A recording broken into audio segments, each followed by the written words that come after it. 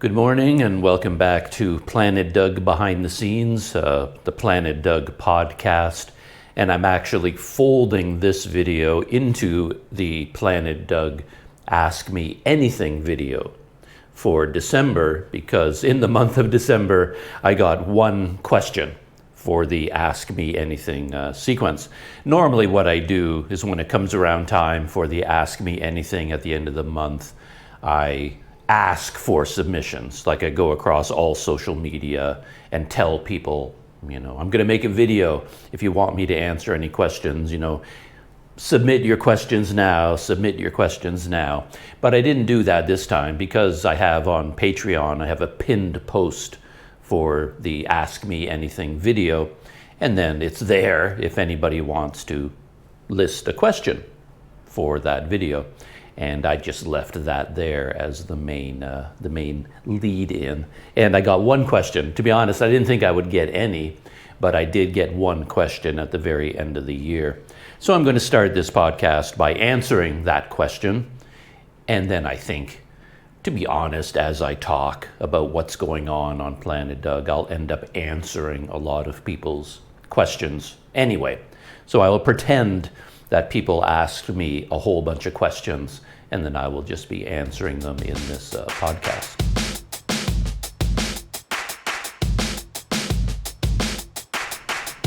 Oh, by the way, for anyone who hasn't seen it before, this is the more typical Planet Doug studio setup. I just put my GoPro on a tripod on my bed in my hotel room, and I just talk here. Nicely air-conditioned, very quiet. I have a cup of coffee, instant coffee, because recently I've been filming videos at my neighborhood coffee shop. I'm still here in Banda Aceh, and Banda Aceh has an amazing coffee culture. So that's probably my favorite thing about the city, are the coffee culture, where people hang out and work and socialize. After prayers at the mosque, they all go to these really large outdoor coffee areas and gather around tables and just hang out there. I really like that. And my neighborhood has a really nice one called So Long Coffee.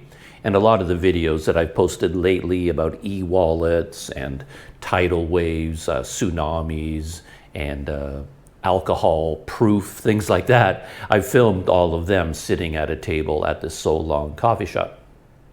But I thought I would switch it up and come back to normal Planet Doug studios so I can enjoy cup after cup of my favorite instant coffee. So I have the one question for Ask Me Anything, and it's from, by this point I should know how to say this person's online name, but I don't know even now. R-A-I, Ray. Rai has been around Planet Doug for a long time, a supporter and viewer and a subscriber. And Rai, he writes, "Merry Christmas, Doug. I've been a subscriber since the pandemic when you were in Mesot, and I've really enjoyed following your journey so far. Has the channel lived up to your expectations so far? And do you feel like it still has room to grow? Also, do you have any big plans or goals for 2026? Wishing you all the best for the new year." So that's a big question, and yet, the answer is actually pretty simple, and I think in a way it's quite obvious, though I could go into a lot of the detail. He asks, has the channel lived up to your expectations? Obviously, I think if you look at the views of my videos, the response to them, no, the channel definitely has not lived up to my expectations, especially when you consider how long I've been doing this now and how much work I put into it. A lot of YouTubers talk about this, but I think it bears repeating to answer this question, that the amount of work that goes into making any video is astonishing. And yeah, it's just incredible. Like the time that goes into it, the effort that goes into it is really quite something. And until you start making videos yourself, you really don't understand.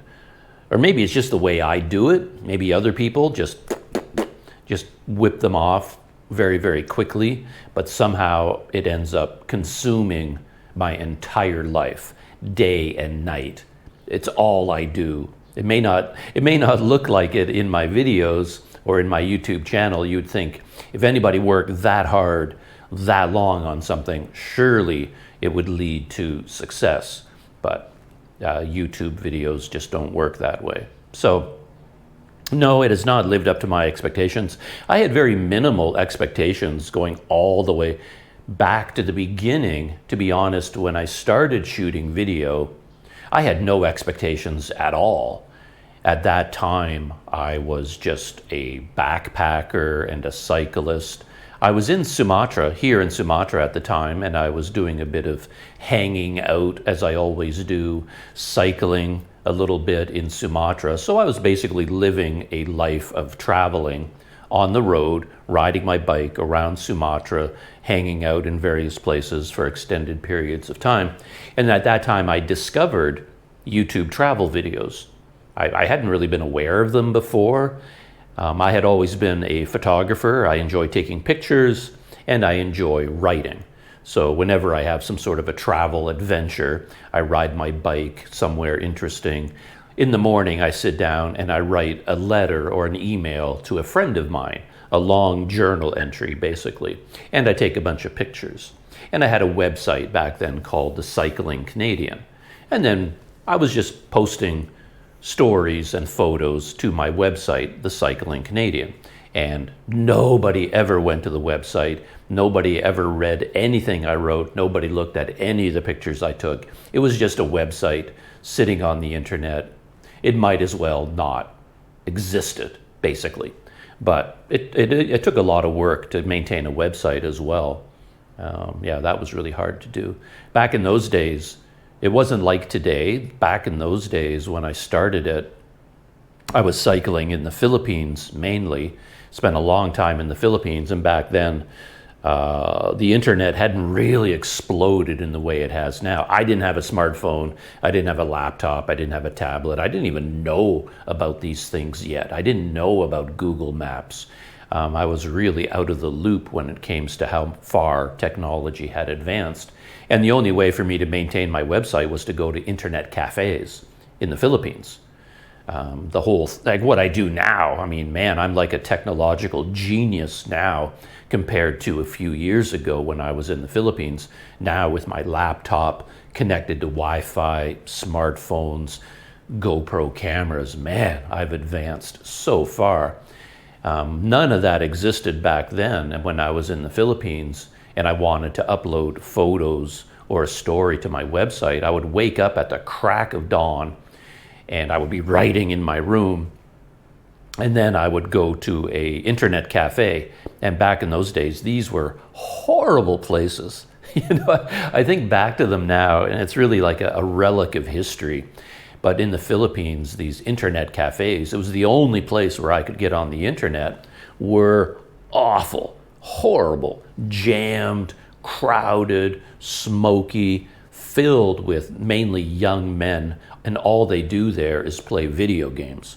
So I go into one of these places and it's like a zoo, screaming and yelling and shouting and chaos and heavy smoke in the air.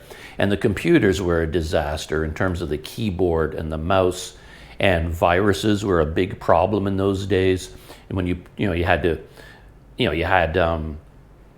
anything on a flash drive, you plug that into your computer, it was like 1,000 of these viruses that were floating around internet cafes. It just descend on your flash drive, destroy everything on it. I mean, it was a totally different world. And I would spend the entire day in these internet cafes, and at the end of the day, all I'd managed to do was upload 10 photos and one story and put it on my internet. And that was like a whole day of work. And yeah, I remember those days. So that's where I was at the time, mentally and physically, when I discovered YouTube videos. And I had never shot video because video files were too big. It was all I could do to upload a photo. And then if I ever shot a little bit of video, because I had a camera at that time, I had an Olympus OMD EM5, the Mark I version. I bought it in Taiwan, I think back in 2011 or 2012, something like that. And that camera could shoot video, but I never shot video because what am I going to do with it? Like massive video files, I can't upload it to the internet. It would have taken centuries to finish the upload. It never occurred to me that there was a place on the internet for video. But I guess YouTube was taking off at that time. You know, even people like Casey Neistat were inventing the modern vlog, but I was completely unaware of all of that when it was getting underway. But then I discovered travel videos, and the one thing I noticed about people who were posting travel videos on YouTube was that they weren't like me at all. They didn't match my vision of backpacking and traveling because I predate that era. And my whole lifestyle has been built around this idea of backpacking where you're doing everything independently on your own and cheaply. And you know, back in those days, hotels were like $1 a night. There were hostels, like backpacker hostels, and you could get a room there for $1 up until $3 per night, something like that. And all you get is an empty room with a single bed, like often no sheets, no pillow. It's just a mattress basically in a room. And then there'd be a bathroom down the hall shared with all the other backpackers. And then you dump water on your head with a bucket. And much of that world has disappeared. And when I was watching all these, and these backpackers, of course, like me, the normal way of traveling is you're traveling by local bus, local train. You take the bus into town. You get off the bus in the middle of downtown in this crazy, busy area. All these touts are shouting at you, you know, come with me, you know, get in my rickshaw, my tuk-tuk, whatever. And then all you do is shoulder your backpack and you start walking. And then you just walk out of the bus station, because right in the neighborhood of the bus station, that's mainly where all the cheap hotels would be clustered. They're near the bus stations, near the train stations. And then you just walk to the nearest one, you see a sign, oh, hotel. Then you go in, can I see a room? They show you a room, and it's like $2 a night or $3 a night. It's awful, you don't like it, and then you just leave and you walk down the street to the next hotel. And you just go from hotel to hotel to hotel, and until you find a place that seemed okay to you. And then people had their Lonely Planet guidebooks, of course, and they list the low budget hotels. And then quite often people would go to the number one most highly recommended low budget backpacker hotel. And of course it would be full because everybody's going there. And then you're hanging out with other backpackers and you're forming little groups. You meet people there, and then you go traveling together for a little while, and then you split up and go in different directions. And then when you're looking for food, you're eating at the local restaurants near the bus stations, just eating amongst the local people. That was backpacking. That was traveling for most of my life. But when I was watching these YouTube travel videos, the very first ones I saw, these were people who had a lot more money, a lot of technology already, and they were going mainly to quite well-known, popular places that were more like vacations than backpacking. So I'm watching a video from someone describing themselves as, you know, I'm an adventurer. I went to Asia solo on a one-way ticket, and you know, I'm this. And people are like filling the comments with, wow, you're so brave. I can't believe how brave you are to go there by yourself. And then I watch the video, and they land at the airport in Bali, and then they take a taxi to a condo which has an infinity pool, or they go to this beautiful resort in the rice fields where they have a swimming pool, hot water showers. And then, of course, you know, I was always a little bit like, oh, come on, give me a break. You know, I really had this reaction to these videos, because these people would show up in their stunning Bali resort and with a swimming pool and a sauna and incredible place, beautiful sheets and mattresses and food, amazing food. And then they would see a gecko on the wall and they would freak out. So, oh, there's a, and they would run out of the room, oh, get rid of it. And they would get the staff of this resort in Bali to chase the gecko out of their room. And I'm like, come on, who are these people? Anyway, I made fun of a lot of these people over the years. I mean, I love geckos. Here in this hotel where I am now, I'm very, very comfortable. Far more comfortable than I ever was in the past. And my own lifestyle has changed dramatically as well from those older days, because those backpacker hotels don't exist anymore. You can't find a place that bare bones for that cheap price. The cheapest places come with Wi-Fi, air conditioning, and a private bathroom. So in the old days, all of these things would have been unbelievable luxury for me. Just having your own bathroom, it's like, wow, I'm living the good life. But I mean, an air conditioner, that was just fantasy. Nobody could afford that. Back in those days, you just had a fan, if the fan worked, right? But now this is baseline. This hotel that I'm staying in Banda Aceh is like one of the cheapest places in the city. And I'm not paying very much here. If I get it at the right time, I can get it for like 110,000 rupiah per night. So let me look that up. 110,000 rupiah is about somewhere between $6 and $7. So sometimes in busy periods, this room would be like 150,000 a night. So that's $9 US. So, I mean, for me, that's expensive, because I don't think in terms of $9 per night. I think in terms of how much am I paying for monthly rent. So I have to take $9 US. And I'm from Canada, so you convert that into Canadian dollars, and yeah, it's much more expensive. $9 times 30, so it's actually closer to $300 a month that you're paying in rent to stay in a room like that. And for me and my lifestyle, even when I was living in Canada, like living a normal life, I never paid that much for an apartment. I know the world has changed, but most of my time in Canada was as a university student, and then post-university, trying to get my first jobs in Canada, finding a place to live. I never paid $300 a month in rent.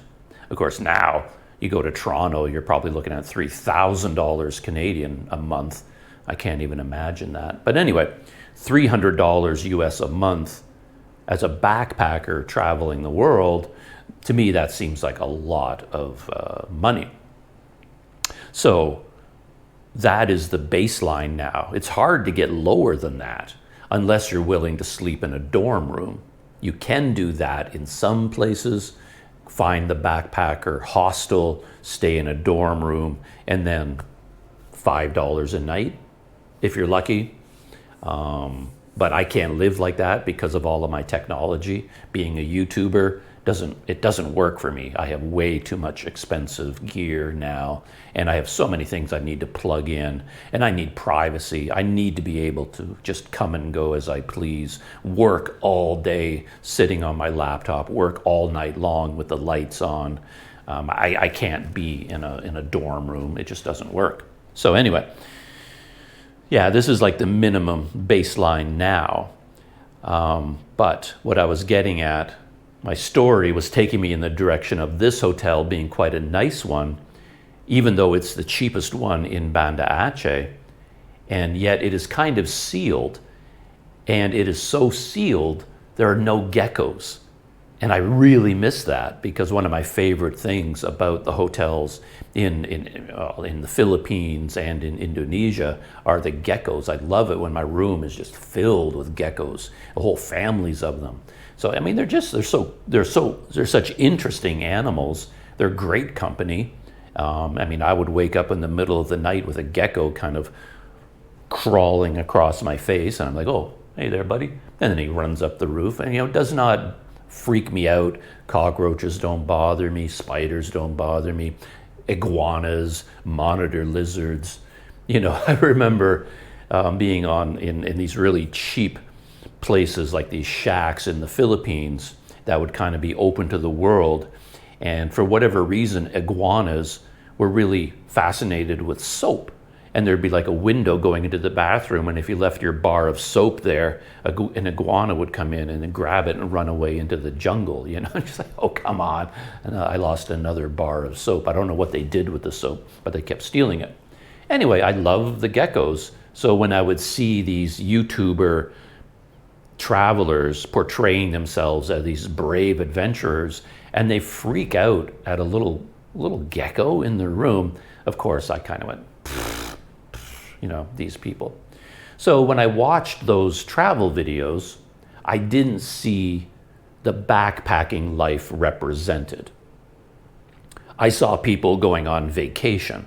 So when I started shooting video, it wasn't because I was trying to create a YouTube channel and make money and do this, do that. Back in those days, I actually had money in the bank, and I wasn't really that worried about money. I had my savings from the job. I had been working in Taiwan for a long time, saved up as much money as I could, and then I quit, and I've been living off those savings ever since. That has been my only source of income, was the money I saved up when I was living in Taiwan. And back in those days, when I discovered YouTube travel videos, I still had enough money in the bank that I wasn't worried about it. I was just living my normal low budget life. I wasn't spending that money. When I was staying around Lake Toba, I remember I stayed at a place, I think I was paying $4 a night for a single room with a shared bath on the outside. So that was my wheelhouse at that time, about $4 a night if I could get it. So it's like $120 a month US. Anyway, so when I started shooting video, originally, it was more as an experimental thing. Thought, today I'm going to wake up. I think the very first videos I shot were in the city of Sumatra, the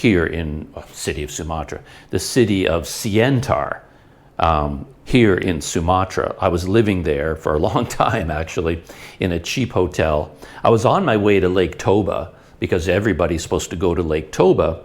And to get to Lake Toba, you can pass through Siantar, and then you catch like a local minibus from there up to Lake Toba and take the boat across. And I just got stuck in Siantar. I found a really cheap, basic hotel there, and I liked the city. It was just a normal Indonesian Sumatran city, and I just started living there. And then I would wake up every morning and get my camera to take pictures, and I would go out into the markets, into the local neighborhoods, doing exactly what I do now, but instead of shooting video, I would just walk around. People would call out to me, hello, hello, and I would take pictures in the market, take pictures of people. People would invite me into their homes, and we'd have food together and drinks together. So I was just living the normal backpacker life. I just wasn't recording it on video. I was taking pictures, and I was writing down the stories. And then I thought, at that time, what did I have? At that time, I didn't have did I have my Olympus with me? Yeah, I did. But I also had a little pocket camera, like a Canon PowerShot, like one of those slim cameras that just slides into your pocket. I had one of those, and I just started shooting video of myself very awkwardly, like, hello, and I'm gonna go to the market. And I would take video, very bouncy because there's no stabilization, audio was horrible. And I shot these experimental videos of me walking through the market. And the only reason I was doing that was for my own personal memories, to record some video of my life, and as a reaction to these actual YouTube travel videos that were more like people going on holidays. And I wanted to capture more of a little bit of a low budget, a bit rougher, a bit more local environment in video form. So that's how my YouTube channel started. So I had no expectations then. Flash forward to many, many years later, I guess, I'm running out of money, and I went to Bangladesh, and that when I went to Bangladesh, that was the first time I tried to make a video.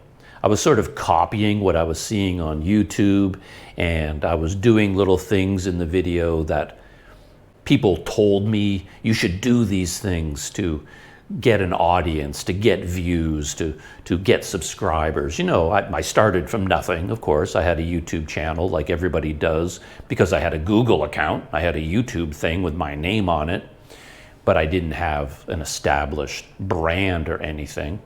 But I would do things like at the end of the video, I put a quiz.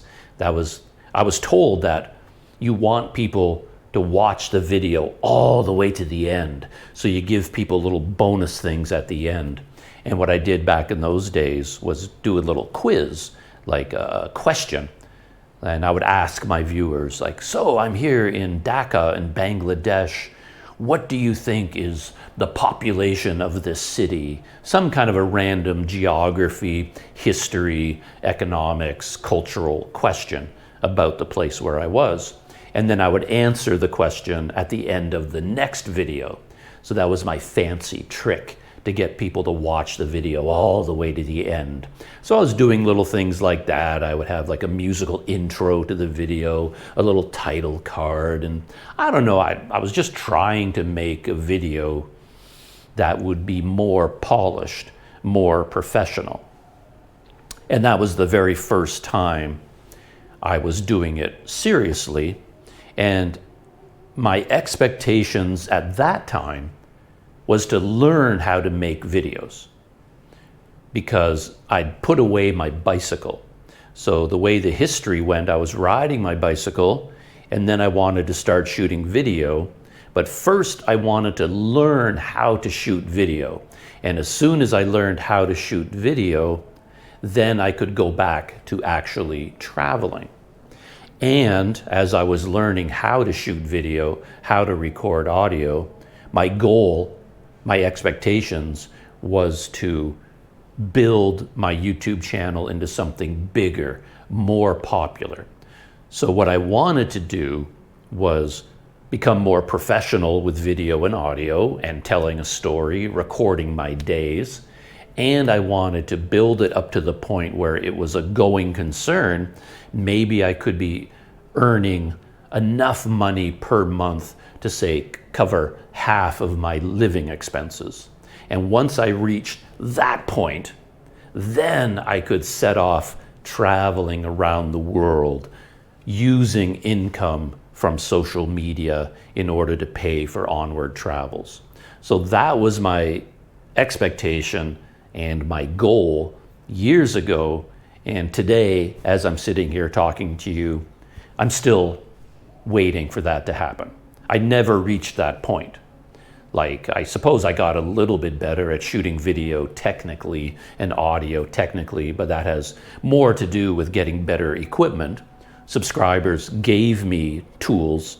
So Planet Doug subscribers, I think maybe back then I was still called the Cycling Canadian. They sent me presents and I got a GoPro as a gift, a laptop as a gift, things like that. So my gear and a smartphone as a gift from subscribers. So my technology got better, so the quality of my video and audio improved. But I never reached the point where my YouTube channel became something. So right to this day, my expectation for the channel, even my minimum expectation, still hasn't been reached.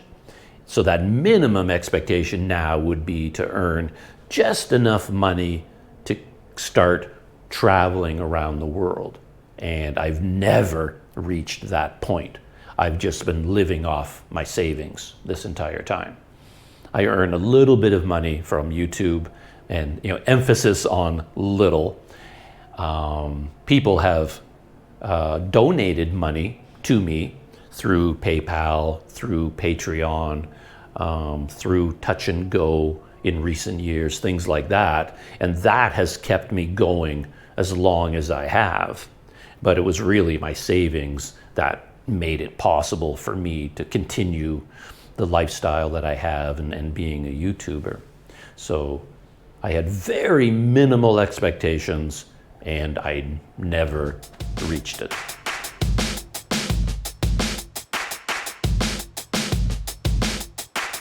The second part of that question was, do you feel like it still has room to grow?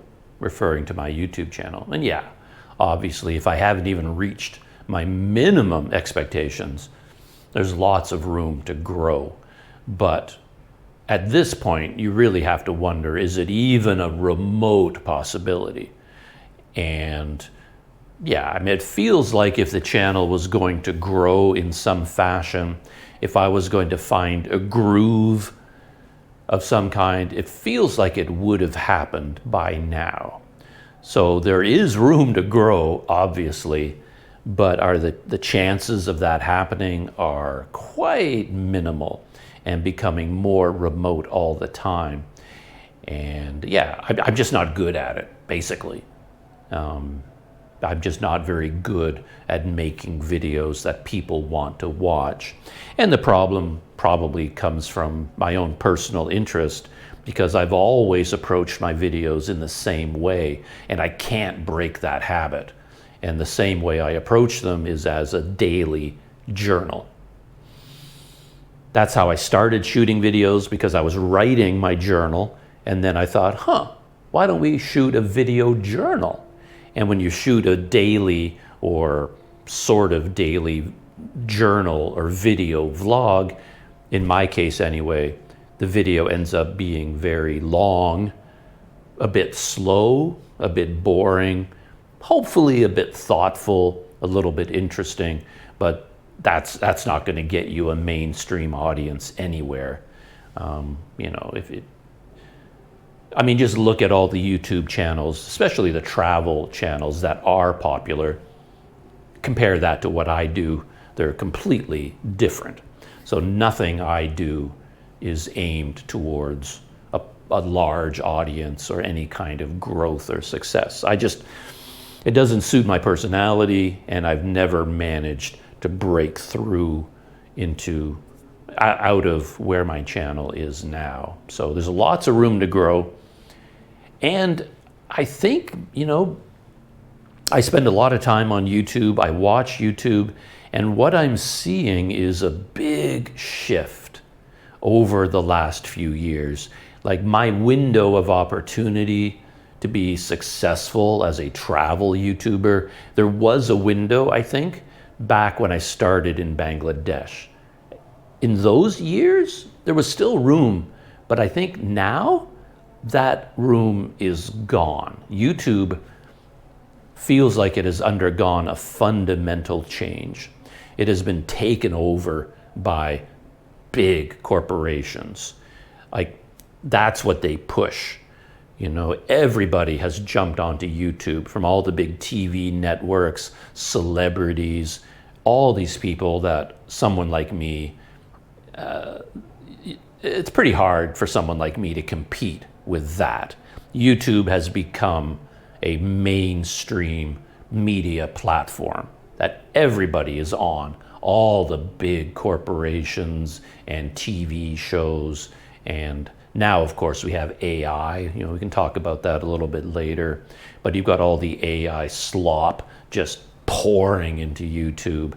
And I look at other travel YouTubers, people who make way better videos than I do. They're doing much more interesting things, much more adventurous things. Their videos are much better produced, much more entertaining. Everything about them is 10 times better than mine, and they aren't getting any views either.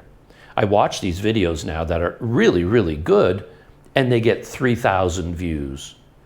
Like, the market seems to have changed, that nobody is getting views anymore unless you're an extreme case. Bald and bankrupt, backpacker Ben, these kind of, I don't know what you call them. They're aiming for a certain type of audience, very negative, like your video, you know these guys, I've talked about them in the past. They still have a pretty steady audience. I can never make videos like those. It's not my personality. And you get people like Nora Lee on Itchy Boots. But yeah, it just feels like YouTube has undergone a fundamental shift. It's been happening for the last few years, but I'm really seeing it clearly now. So the chances of a YouTube channel like mine growing, very, very low, I think. I mean, I could be wrong about that, but that's how it feels.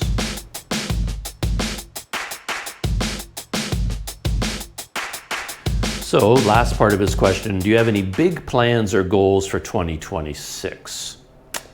Yeah, I guess that's the $1 million question.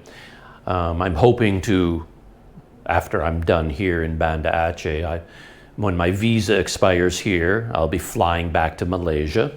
Hopefully, Malaysia lets me in, and my plan at the moment is still the same because, again, I don't want to get into this whole long story, but the last time I went back to Malaysia, I was going to ride my bicycle around Malaysia. That was probably going to be my last hurrah on YouTube. And things didn't work out on that trip because I had to get a new passport. It took a lot longer than I expected.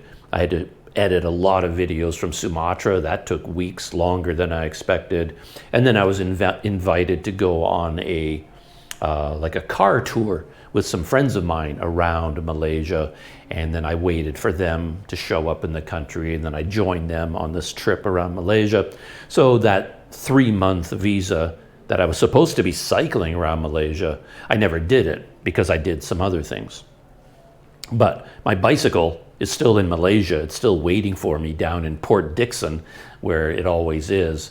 So when I returned to Malaysia this time, and they let me into the country, I hope so. It is Visit Malaysia year. 2026 is like a tourism promo year for Malaysia.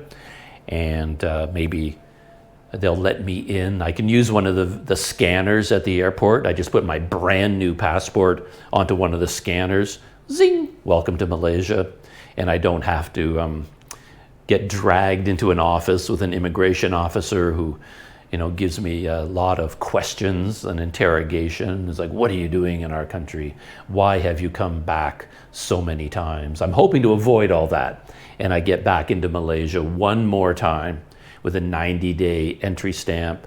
And the idea right now is to finally, whether it makes sense or not, logistically, financially, weather, terms of the weather or time of year, I hope to hit the ground running, hop on my bicycle and ride around Malaysia for a couple of months at least and shoot videos about that experience. So that's how 2026 is going to start. And what happens after that, I have no idea. I imagine I'll be leaving Malaysia, and I imagine I'll be looking for a job. So here's my message to anyone watching this video. If you know of a job in an interesting part of the world, I want to go somewhere new and interesting, but I'll go anywhere. I need a job somewhere. But so that's probably 2026, to be honest. A bike ride around Malaysia, and then I have to fly somewhere to get a job, to earn money. I don't have a choice. So yeah, the savings that I've talked about are pretty much gone. So we can't rely on that anymore. We're going to have to start at my advanced age. We're going to have to rejoin the workforce. So that ought to be another interesting adventure. We'll see how things go. So that's how 2026 is looking right now.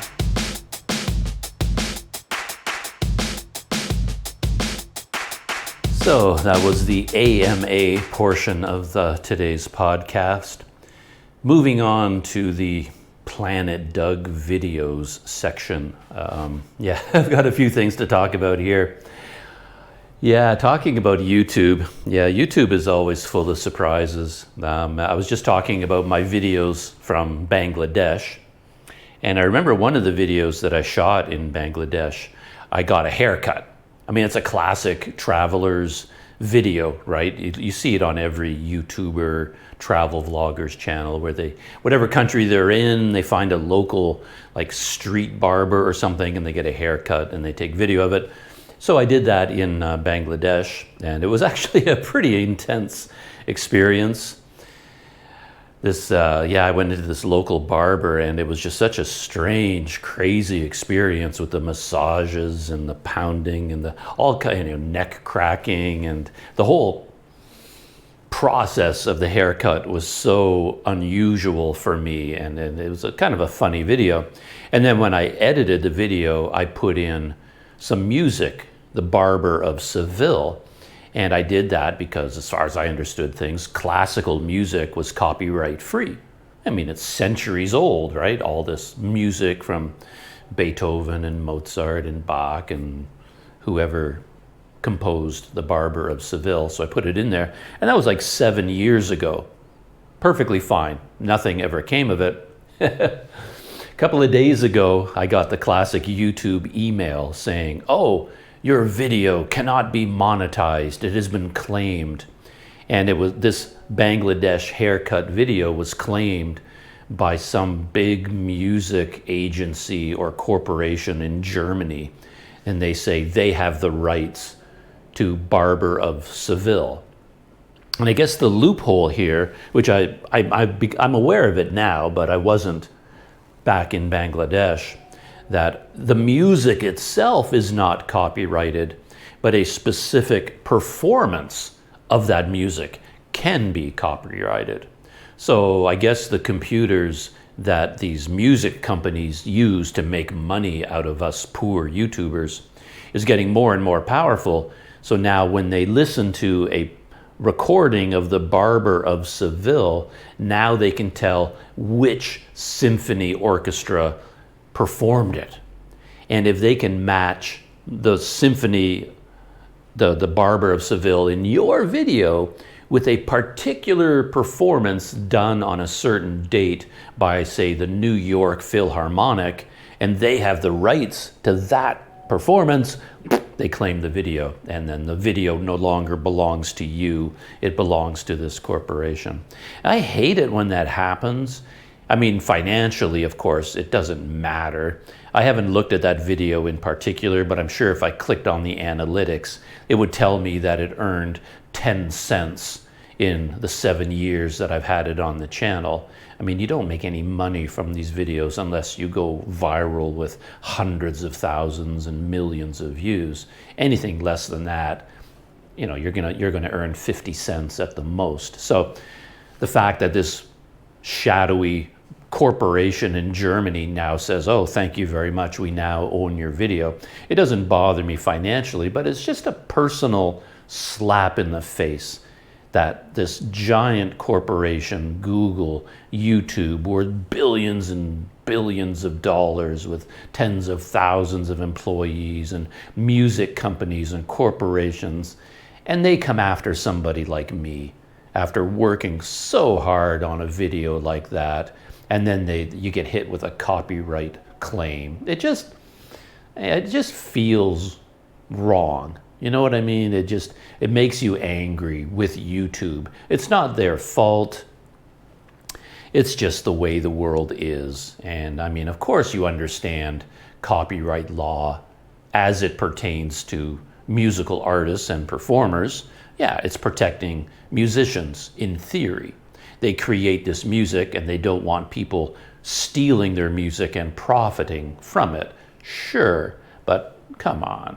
My little haircut video from Bangladesh, and you're going to go out of your way to give me a legal notice that they've claimed my video because I had this little bit of music in it from a piece of music that was written 200 years ago.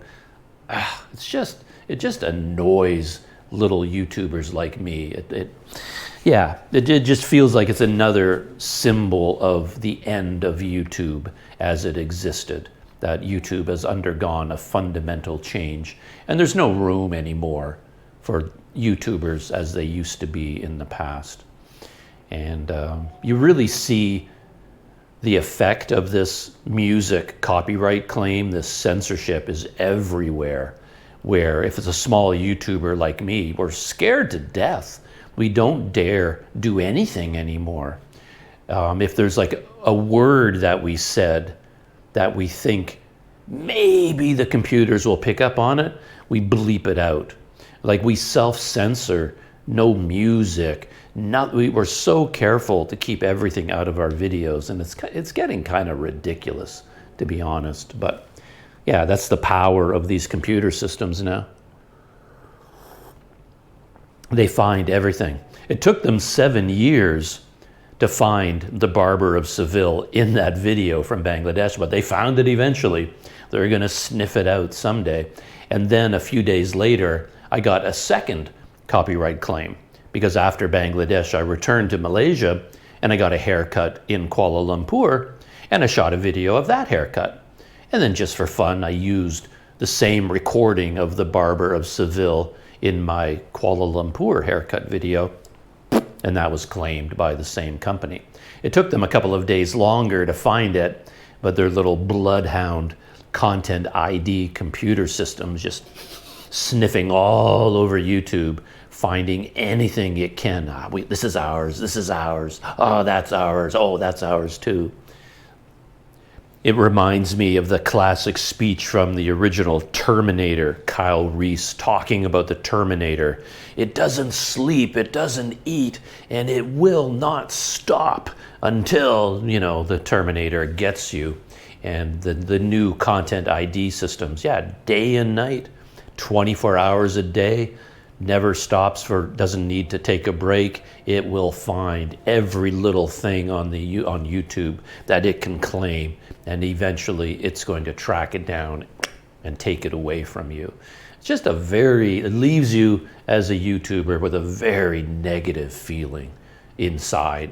You just want to all right, forget it. I'm just going to not do this anymore. If that's the way YouTube is now, I don't even want to be a part of it anymore. It's moved on out. It's turned into something else. It gets that feeling building in you. You just can't help it.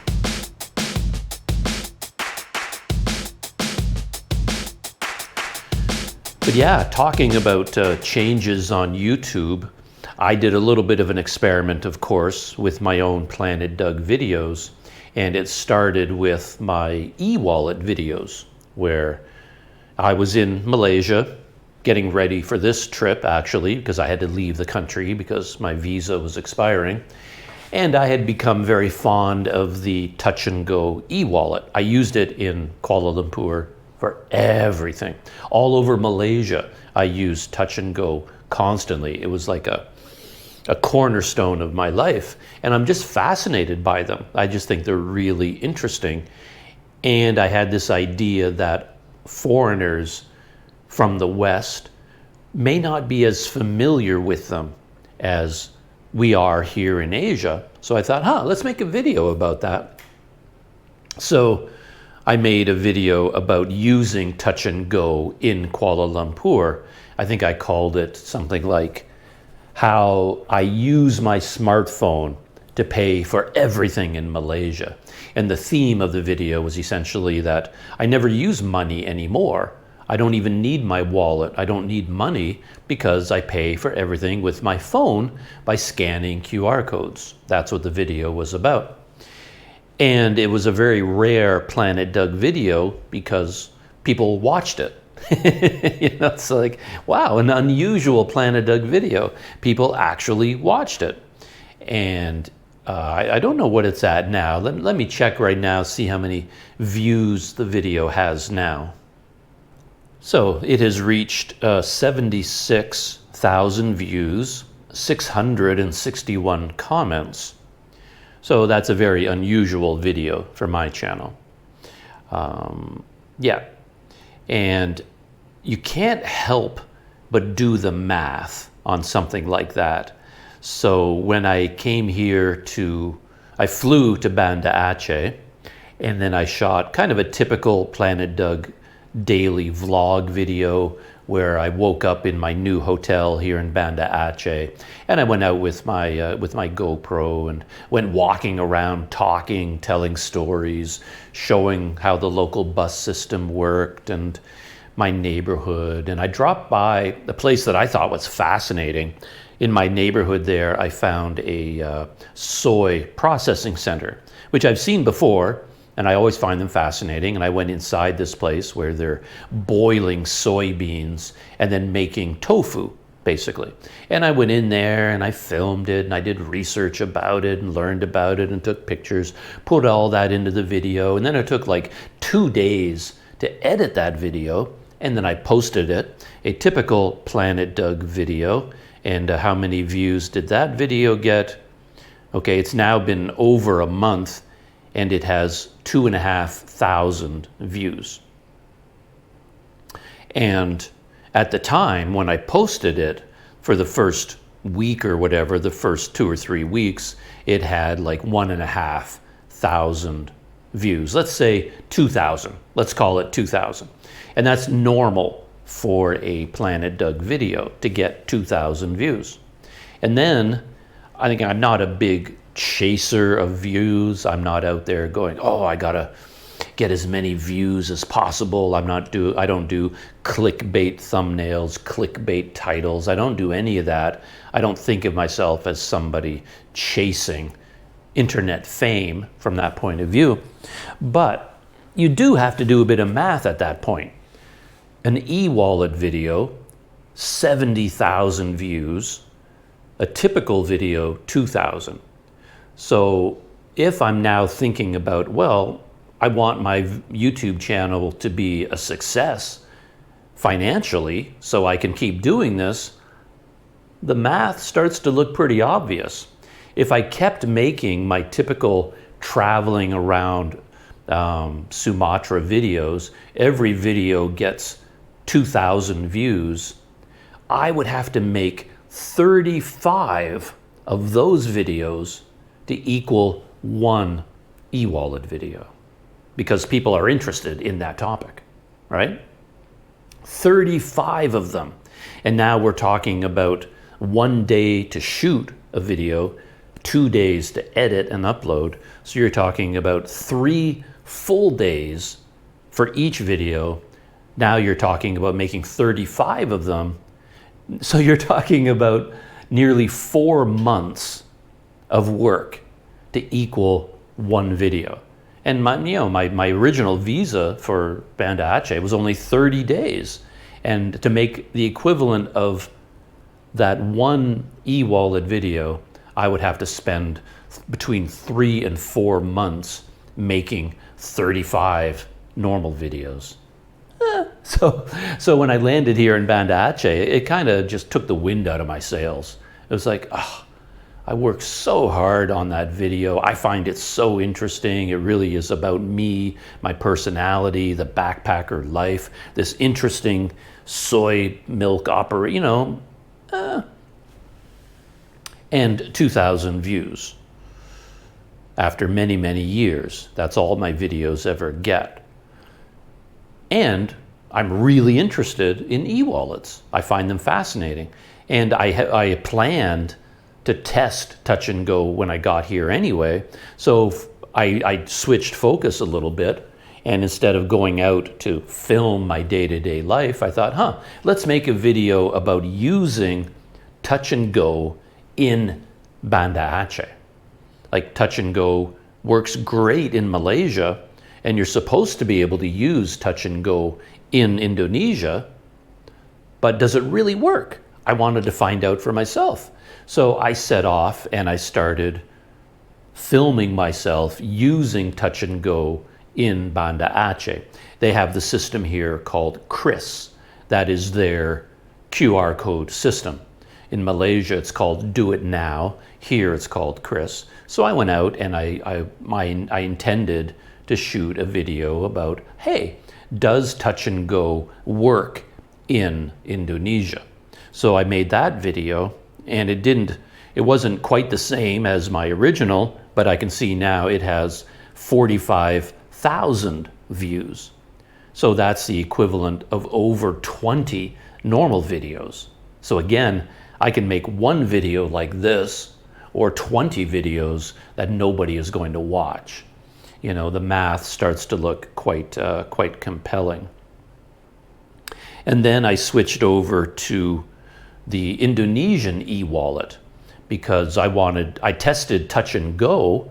It had certain limitations, such as I couldn't use it in Indomaret or Alphamart because they can't use international e-wallets. So that even though Touch and Go works really, really well, it has certain limitations. But what about if I get an Indonesian e-wallet? So I restarted and I downloaded GoPay. Well, I didn't get GoPay at the time. I got the Gojek app, and GoPay e-wallet is built into Gojek. And then I shot a video about, and I called the video Chris and e-wallets in Indonesia. Should tourists use them? And I did craft that title hoping to trigger interest because I know that Chris is a big topic in Indonesia. People here are very proud of it. And if they see Chris in the video title, people might be interested. So I made sure to put Chris in the video title, and that video has 40,000 views, which is 20 times a normal video for me. And in the meantime, I mean, I was still doing Planet Doug things. I made a video about riding all the local buses in Banda Aceh that reached 3,000 views. I made a video about all the blackouts here because we lost power and there was like a big storm, and I didn't know how big it was, but I was living in the dark while it was raining, and I needed to go out and get something to eat. So I thought, well, I might as well record what it looks like. And I brought my GoPro and I made a video about that. That was about 2.8 thousand. I went on a big road trip down the coast of Sumatra to this offshore island. And in normal travel video culture, a video like that should be popular. And I worked really hard on it. I shot video with my GoPro. I shot video with my 360 camera. It took me an entire day just to reframe the 360 video. So an entire day of just preparing the 360 video. That isn't even editing yet. That's just reframing 360 video. And I'm not talking about 9 to 5. Like when a YouTuber says, I worked all day on this video, they're not talking about an office job. I started at 9 and I went home at 5. No, they started at 7:30 when they woke up, and they stopped at 11:30, midnight, 1 a.m. when they finally turned off the lights and tried to go to sleep. We're talking 18-hour days for a YouTuber. And that, then I still needed 2 days of editing to finish it. I mean, I put so much time into that video. That was 4 weeks ago. 2.3 thousand views. 2.3 thousand views. Right? And that was between if you include the day, right? The day of going on the trip, and I shot video with how many different cameras? 4 cameras. I shot video with my GoPro Hero 12, my GoPro Hero 9, with the 360 camera, and with my smartphone. I used audio from 3 different sources. The amount of work that goes into just organizing that amount of material and then putting it all together, you're looking at, probably 5 days in total for 2,000 views. Then, of course, I'm still doing Planet Doug things. I'm interested in history, culture, art, geography, science. So I started visiting the museums, and I went to the main history museum, 1.8 thousand views. That was at least 3 days of work to make that video.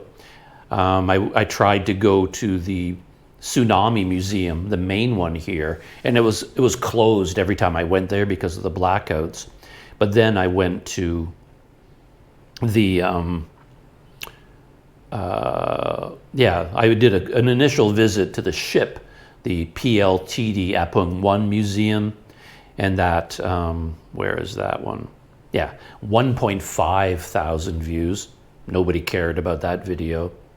On and on and on. I returned to the PLTD1 Apung 1 Museum, and I love that video. I find it fascinating because the exhibits inside the museum were so interesting about this ship that floated ashore during the tsunami.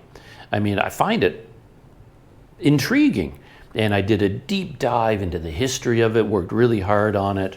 Again, another 3 days of work, 1.3 thousand views. I might as well have just finished making that video and just deleting it. It's just, and then I went to the Tsunami Museum, the main one. It was open when I finally got there. 1,000 views, right?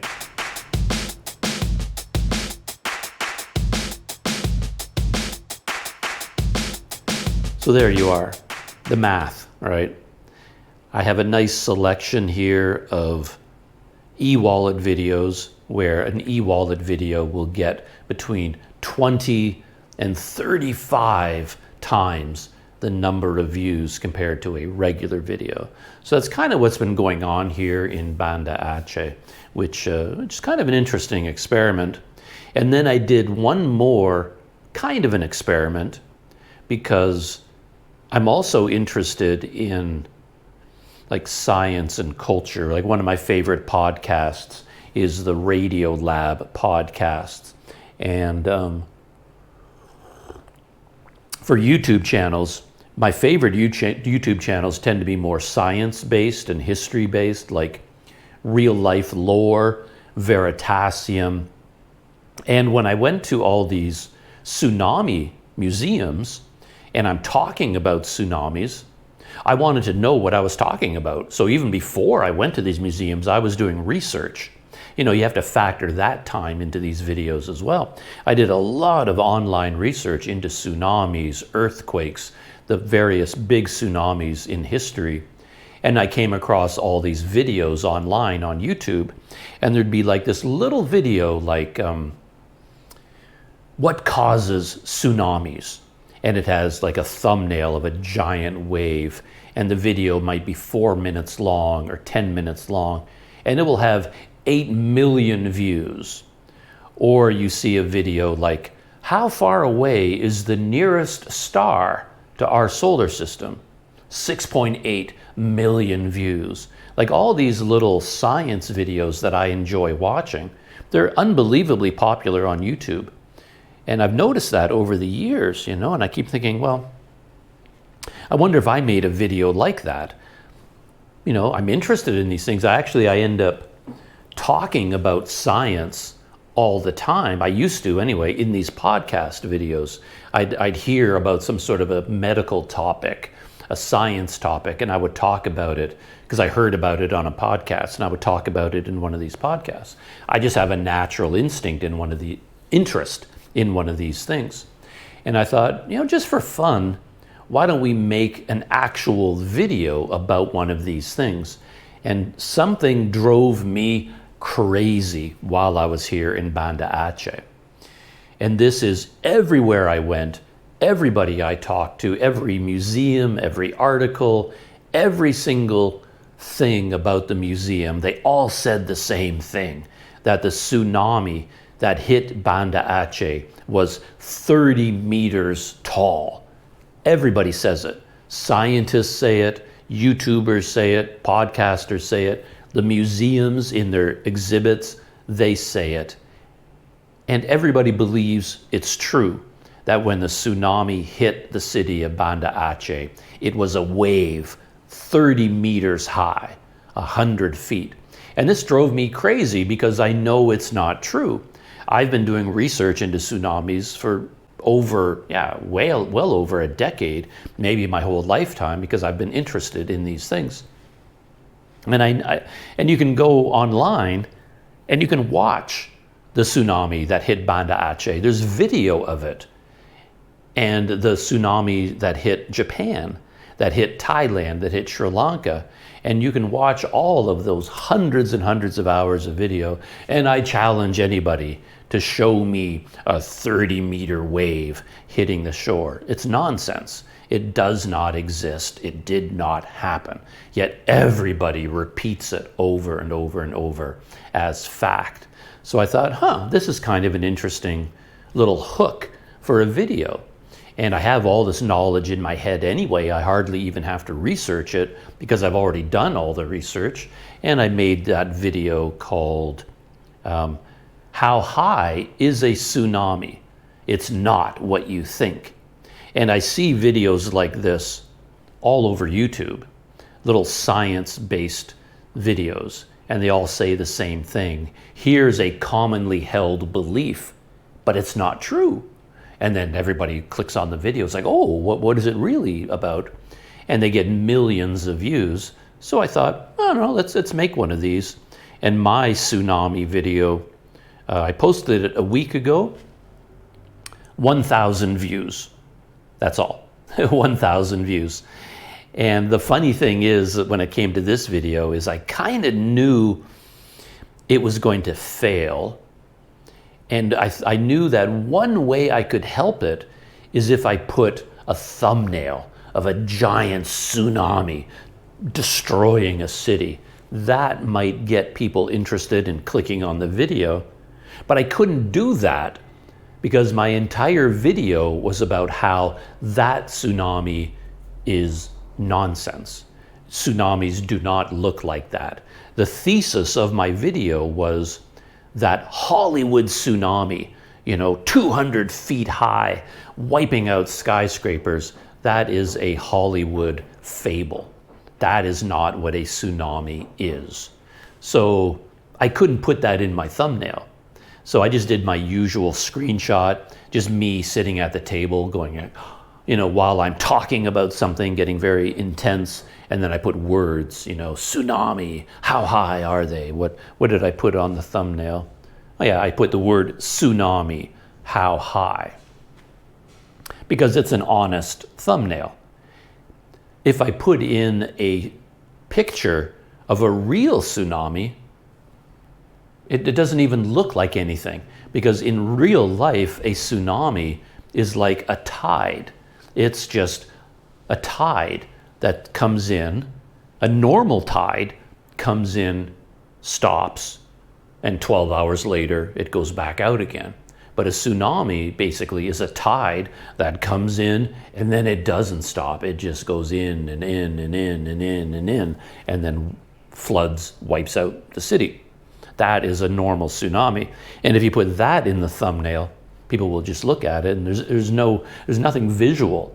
So my choice was between the Hollywood tsunami, which is a lie, a real tsunami, which is boring, or just a normal Planet Doug thumbnail, a screenshot from the video with a word on it. So I just went for that, and 1,000 views. Yeah, I can't tell. But anyway, I'm pretty sure that this video with 1,000 views, maybe, if I'm lucky, it would have earned $1. But that's on the high side. It's probably more like 75 cents. And the irony there is that I'm shooting that video at So Long, the local coffee shop, and a good cup of coffee there costs 90 cents when you convert 15,000 Indonesian rupiah into US dollars. One cup of coffee is 90 cents. And I was there for so long that I ordered 2 cups of coffee. So in fact, I paid $1.80 for my coffee in order to earn like 70 cents. So anyway, the video didn't even pay for the cup of coffee I had while I was making the video, let alone the probably 10 cups of instant coffee I drank here in my room while I was editing the video, let alone covering the cost of paying for the room so I can have internet and a place to work, on and on and on.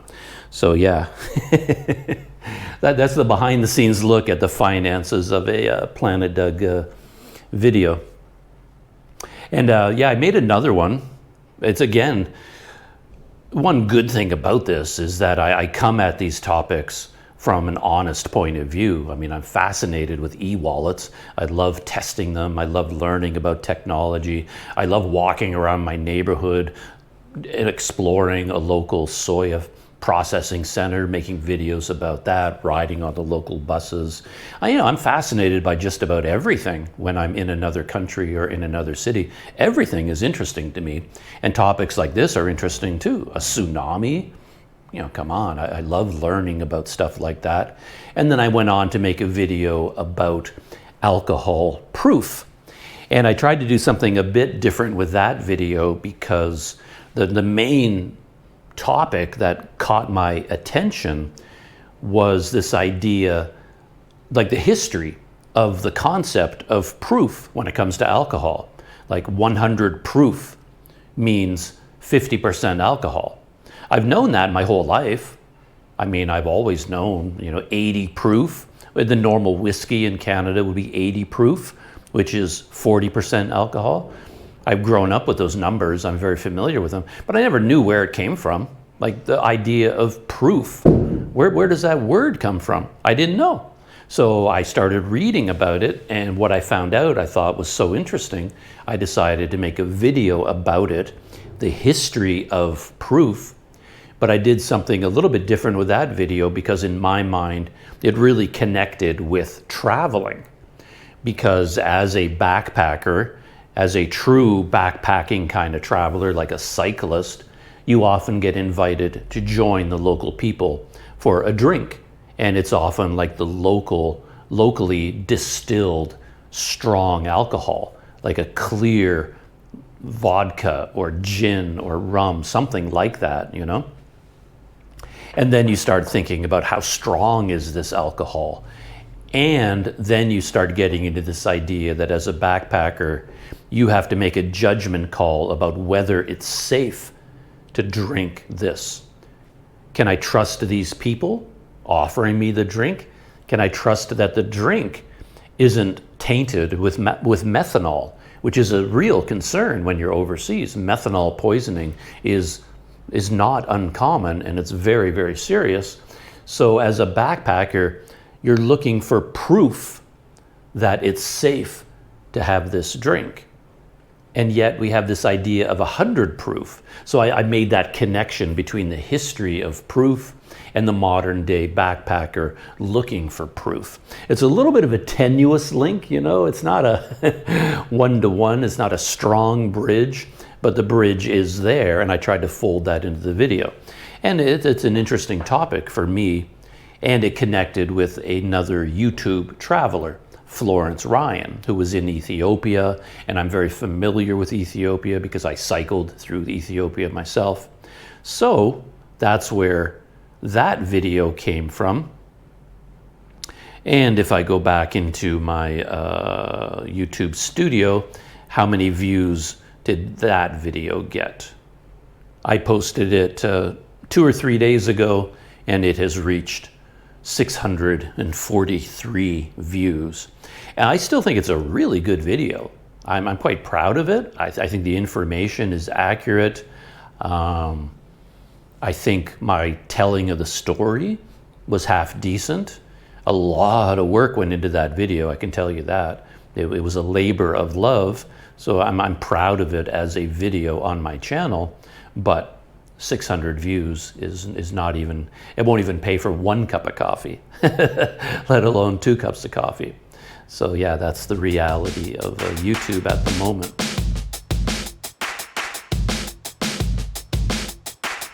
This topic is actually part of the Planet Doug videos section of the podcast, but it's such a big topic, I thought I would separate it out and then talk about it on its own terms. And that, of course, is, if you saw the title card, the use of AI in videos. And in this alcohol, the proof video that I made, for the very first time, I did a deep dive into using AI to get graphics for the video. And again, I was trying to live up to the level of channels like Real Life Lore or Veritasium.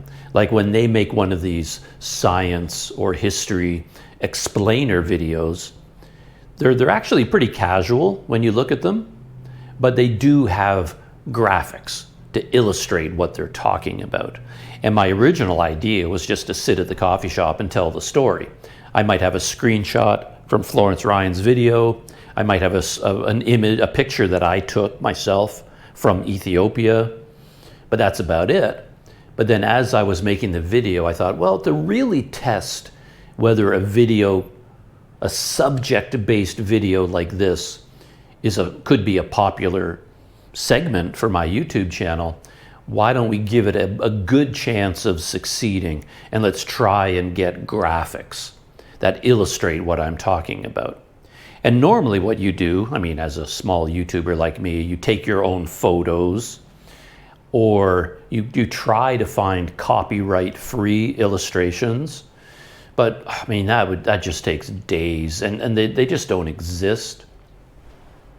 I mean, a channel like Veritasium or Real Life Lore, they make enough money, they can just pay for stuff. They can buy things, they can pay artists, they can pay graphic artists to sit down in Photoshop or some program and say, oh, can you make us a diagram that shows this scientific principle? And they just make it in-house. I can't do that because I don't know how to do it. I don't have the skills or the technology to do it. But then we have AI now. And one of the amazing things about AI is that it can produce almost any kind of image you want. So I dipped my toe in that water. I hadn't really done very much of this in the past, other than just a fun goof from, a little bit here and here, just as a joke or something. And I thought, well, I'm talking about history, and the main part of this video was about the gunpowder test, where British sailors back in the 1700s, they take gunpowder, put it on some kind of, I assume, metal plate, mix it with rum, and then they try to light it on fire. And depending on how it reacts, whether or not the gunpowder burns or not, that tells them whether or not the rum has been watered down. That's the gunpowder test. So I went to Gemini because I'd heard about Nano Banana. Nano Banana is supposed to be the premium image generator. And then I said to Gemini, I treat all these AIs like a good friend of mine. I have a conversation. I don't just give instructions. I say, yeah, hi there. I'm making a video for my YouTube channel about the history of the gunpowder test and proof in the British Royal Navy of the 1700s. And I'm thinking I'd like to illustrate this with a historic representation of a British sailor performing the gunpowder test. What do you think? And then before I know it, boom, boom, boom, boom, boom, 30 seconds later, I have it. I have a graphic showing a British sailor in the 1700s on a sailing ship, in the hold of a sailing ship, performing the gunpowder test.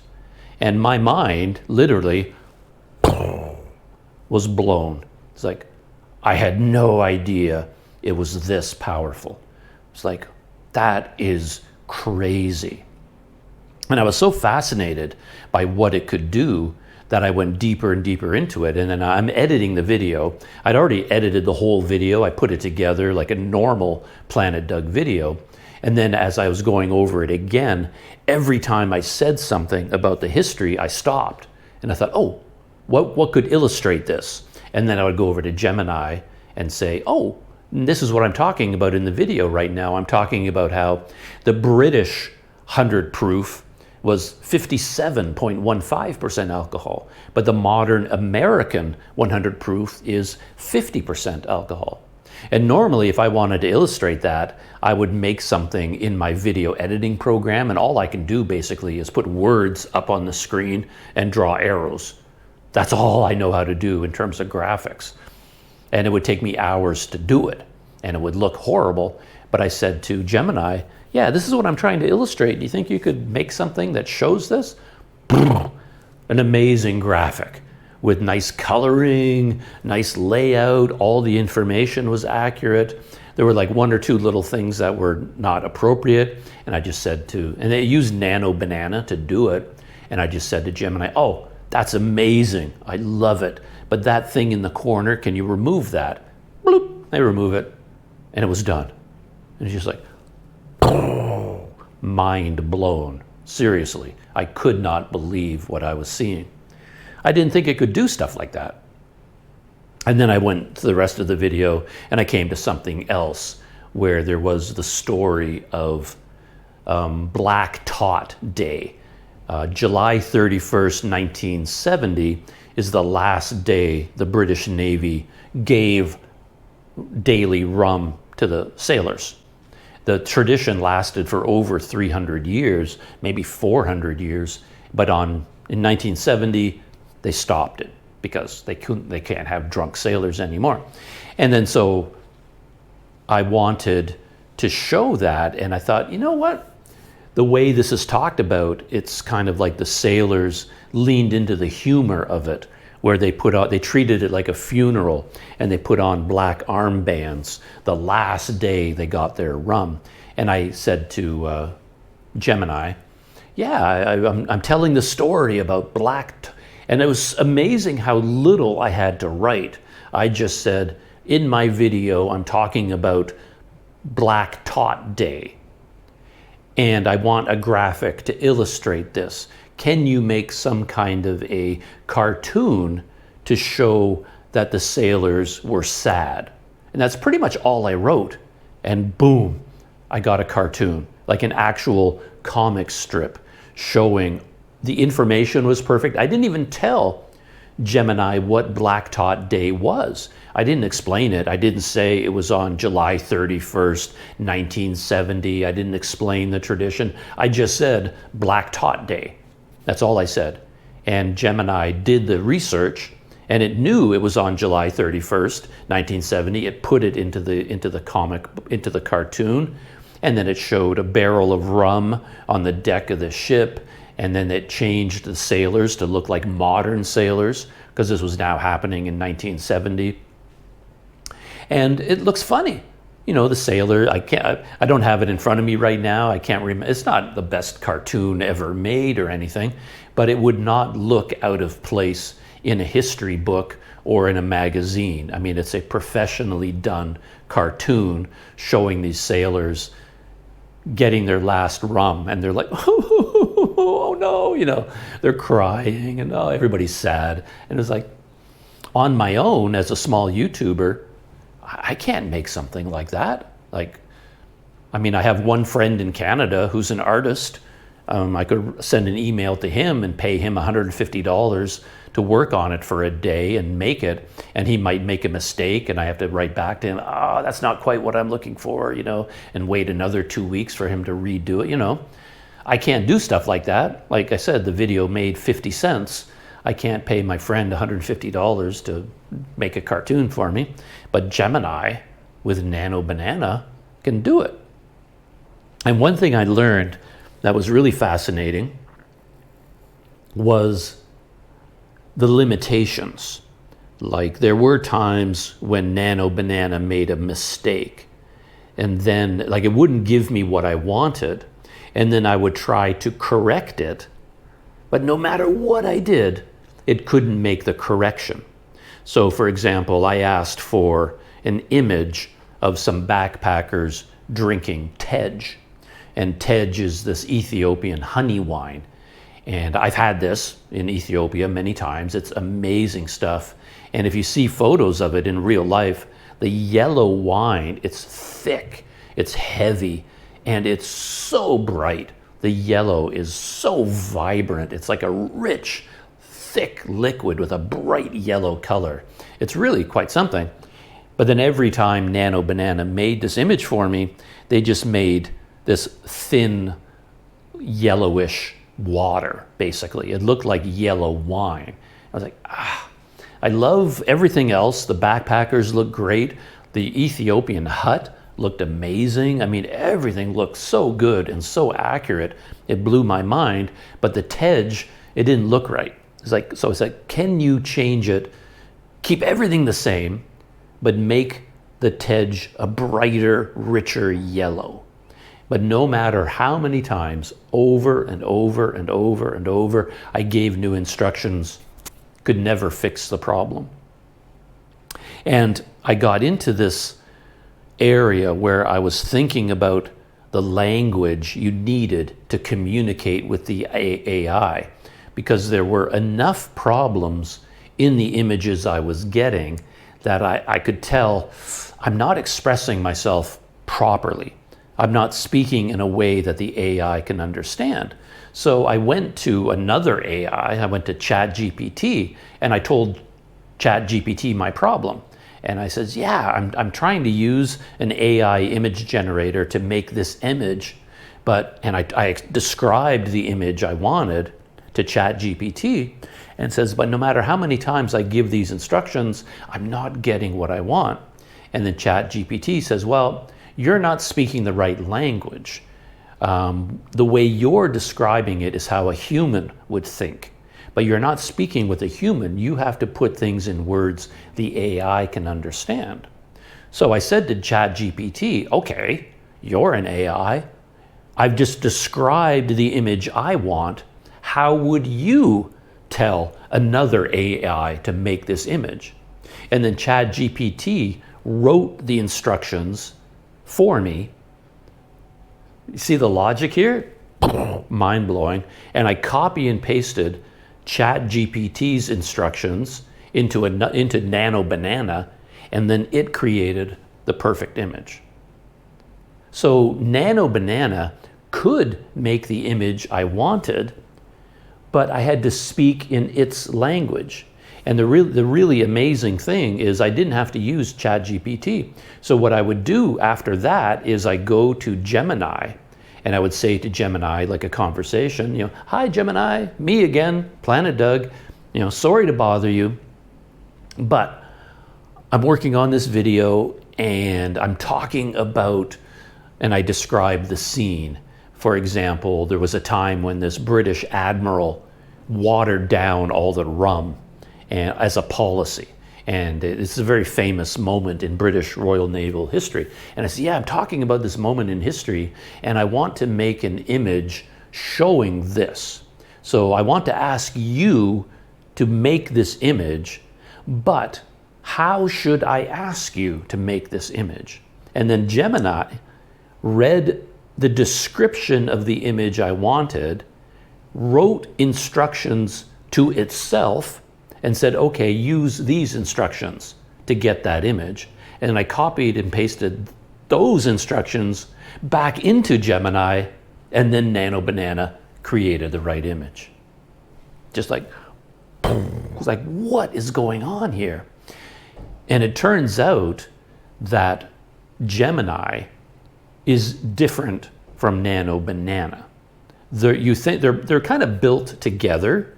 Like if you ask Gemini to create an image, you can ask Gemini to make the image, but then it switches into Nano Banana, and Nano Banana makes the image. But they use different technology. ChatGPT and Gemini, they're like large language models. They work differently from an image generator. So I had to do it in 2 steps. Describe the image to the large language model, ask it for instructions to create this image. It gives me the right instructions to feed into the image generator, and then I got the right image. It was just crazy. So anyway, I had a lot of fun doing it. I think I got some very interesting images. But, of course, out there in the real world, I've noticed it on YouTube in particular, there is a real backlash against anything AI. I mean, I've already leaned into it. Like earlier in this video, I was talking about how YouTube is filling with AI slop. And it's very, very real and very true. I'm looking at my YouTube feed, and I don't know, 50% of it now is garbage created by AI. So AI has a very bad reputation. But the key there to understanding this issue is that the AI isn't doing it by itself. These are humans all over the world who are trying to make a buck. And they realized, oh, I can use an AI to create thousands of crappy videos, flood YouTube with all these crappy videos. They all make a little bit of money and I can earn an income. They don't care about the quality. They're just deliberately using AI to produce as much junk as they can to flood YouTube and then make money. So it's the people that are creating the junk, not the AI. So that's kind of like how I approach it, where AI is a tool, and you can use the tool to do good work, or you can use it to create junk. It's not the tool's fault. You know, a simple example would be like a hammer. A hammer is just a hammer, and a skilled carpenter can use that hammer and a saw to make a gorgeous, functional, sturdy house. Me, not being a carpenter, I could use that hammer and saw, and the house I would make would look ugly and it would fall apart in the first heavy storm because I don't know what I'm doing. I would create a junky house using the same tools. It's not the fault of the tools. You see what I mean? So, and there is the question of what kind of video are you making? So, for this video that I made about the history of proof and alcohol, the gunpowder test video, in my mind, it's not the same as a travel vlog. So I really have a strong distinction between those two. And for this historical explainer video, I don't really have an issue using AI to create an illustration. And in the video, you noticed I put a little caption on each of them saying illustration. I think I used illustration : gunpowder test. So it's basically a historic reproduction of the gunpowder test.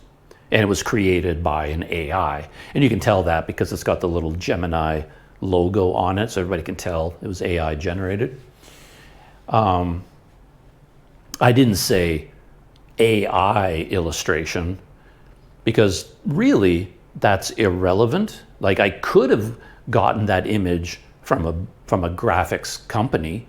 Like maybe there's a company out there that sells historic illustrations and you could buy it for $100 and they give you the copyright and I could copy and paste it and someone drew that drawing because 1700s, nobody's taking pictures, nobody's taking video. So the only way you can have these images at all is someone has to create them with either hand drawings or a graphics program. So I could buy them from a company and insert them in the video. But because we have Nano Banana, I could actually ask for my own, and Nano Banana makes a historic illustration, and I just put illustration, gunpowder test, illustration, blacktop day, or something like that. But this is in a historic explainer video. And that seems fine to me. But I wouldn't do that in one of my personal travel videos, because then it starts to feel like it's fake. Like for a historic video, well, yeah, it's fake because nobody had a camera to record the gunpowder test, but it's not really fake. It's a historic recreation, an illustration of the gunpowder test from the 1700s. But if I go out with my GoPro today and I go to a local restaurant and I make a video about some food or coffee or whatever it is here, I'm not going to ask Nano Banana to, create an illustration of me having coffee at this coffee shop and chatting with some local Indonesian people.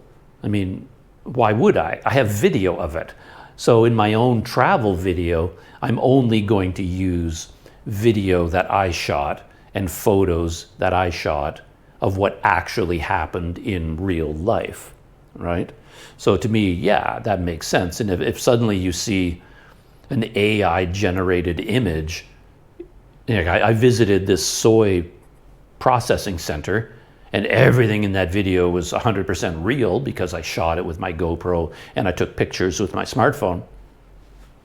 Well, yeah, that is the pact I have with viewers of the video. You click on the video and I say to you, oh, this is a honest, true account of my experiences that I shot myself. Everything that happened in this video really happened. And we have that trust. And if I start putting in AI generated images, I've broken that trust, right? It's like, oh, how do we know, how could we believe anything you're doing? Because you could be making all of this with AI all of a sudden. So yeah, a historical explainer showing something from centuries ago or making a point about something, it seems okay to me to use AI in that situation where I wouldn't use it in a travel video per se. But anyway, it was a very interesting little experiment in using AI to create these images. Another aspect to it maybe is that for this video, I think the reason I'm talking about this at length is because the thumbnail for that video, I used 2 of my AI generated images. I mean, my first instinct was to just use a standard screenshot because it's me telling the story, and I was sitting at So Long Coffee, and I have all this video of me looking just like this, talking into the camera, and I could just take a screenshot, and then I put a graphic in the top right-hand corner, and I'm going, that is the standard Planet Doug thumbnail. And that was what I was going to do originally, and I thought, well, all of my last 7 videos, the thumbnail is me sitting at that coffee shop table, because all my videos were shot there. And it's just like exact same screenshot, screenshot, screenshot, screenshot, all my e-wallet videos, for example. And it just starts to get very boring. It just repeats basically the same image over and over. So for this video, I took 2 of these AI generated images, one from history, one from modern day, because I linked the historic gunpowder test with modern backpackers drinking the local alcohol with local people. And I put one image on the right, one image on the left, put the word proof and trust and put an arrow. And I basically made the thumbnail without a screenshot. Posted the video, and then longtime viewer and supporter of Planet Doug, Dominic, he wrote a comment saying, yeah, I don't really like that thumbnail. Like, I don't like AI generated thumbnails, basically saying, nah, I don't like that. But I mean, if it gets you more views, yeah, I can understand why you're doing it, but yeah, I don't like it. And it's a very understandable reaction, a very common reaction, I think, out there. Even I have it, to be honest. If I'm watching a travel vlog and the AI nature of the thumbnail just jumps out at me, I just don't like it. But again, that's a different kind of video where if somebody's traveling around the world on their motorcycle and they're having a big adventure and then the thumbnail is an AI generated image, I kind of like, I don't like that. Yeah, I wouldn't like it either. But for a historical explainer, as I've been talking about, I think it's fine. I don't have a problem with it. But I think one thing people react to is it feels like you're cheating, right? And that's where Dominique kind of hinted at that, while you're just trying to get views by cheating. And the idea is you're not doing the work. Like, you should be doing the honest work, and then you make the thumbnail and it's real, and then you deserve the views. But if you're cheating by using AI, I don't like that. But the funny thing is, I think most people have this idea that if you use AI, it's faster. That, boom, you just do it. You're cheating because you're doing it with the power of a computer and it's much faster. But in this case, it's the exact opposite. It took forever to make that thumbnail because yeah, it's a much more complicated thumbnail than what I normally make. I would normally just screenshot, big word, screenshot, I'm done. There's the thumbnail. But this one, of course, I had to use a graphics program. I had to go online, find a kind of graphics program that I can use, put one image in, make it fit the dimensions and the aspect ratio to fill that side, and then another image on this side. I couldn't figure it out for the life of me. It took me forever to get those two images lined up, filling half and half, and then a word at the top and a word at the bottom, and then an arrow, and choosing the color of the arrow and the shape and the width of it. I mean, an entire morning was spent making that thumbnail. Of course, it was one of the first I'd ever made like that, so it's a learning curve. But if the idea is you cheated making that thumbnail, you didn't actually do the work, the exact opposite is the reality, because it took far longer to make that thumbnail than if I had just taken a screenshot, as I normally do. That would be done much, much more quickly. So in terms of the workload, using AI is definitely not cheating. In most instances, it takes longer. You're just ending up, I think, with a better product in the end. But again, you're just using a tool. And I replied to Dominique in a long reply on YouTube. You can see what I wrote there, talking about this a little bit. And then I kind of laughed a little bit about the comment about I'm just trying to get views by using AI, because then I could point to, what I've already talked about, that, well, if my secret strategy was to use AI to get the views, well, my strategy was definitely not very well thought out, because at that time the video had, I think, 400 views. So like, if my strategy was to use AI to get the views, I failed at that too. So yeah, that didn't really work out for me in terms of using AI. But yeah, it was just a fun thing to do. I really enjoyed experimenting with it and learning the language of an image generator, seeing what it could do, things that it understood.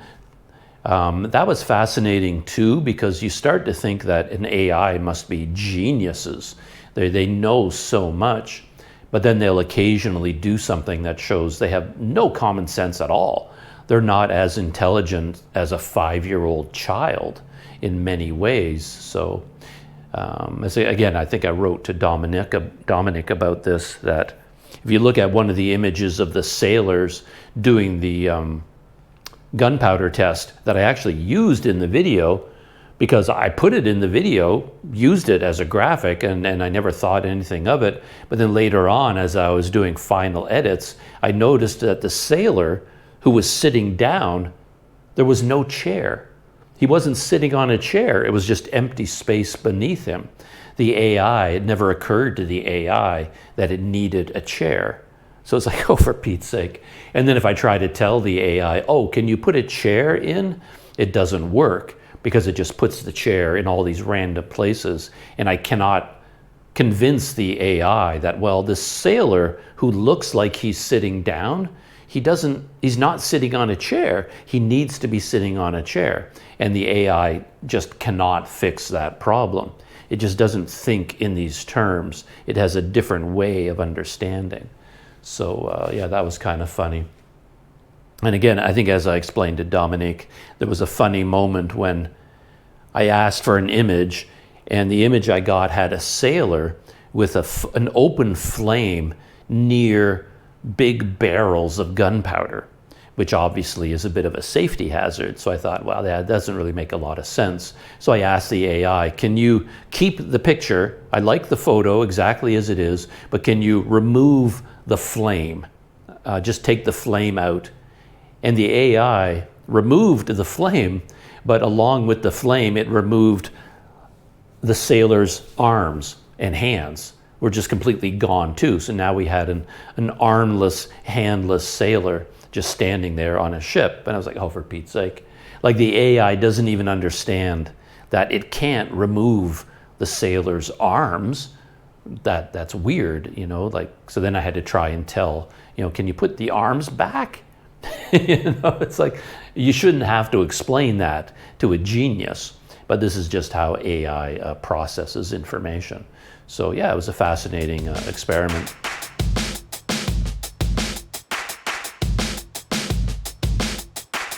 Moving on to the YouTube stories of my podcast. I would often do this in the past.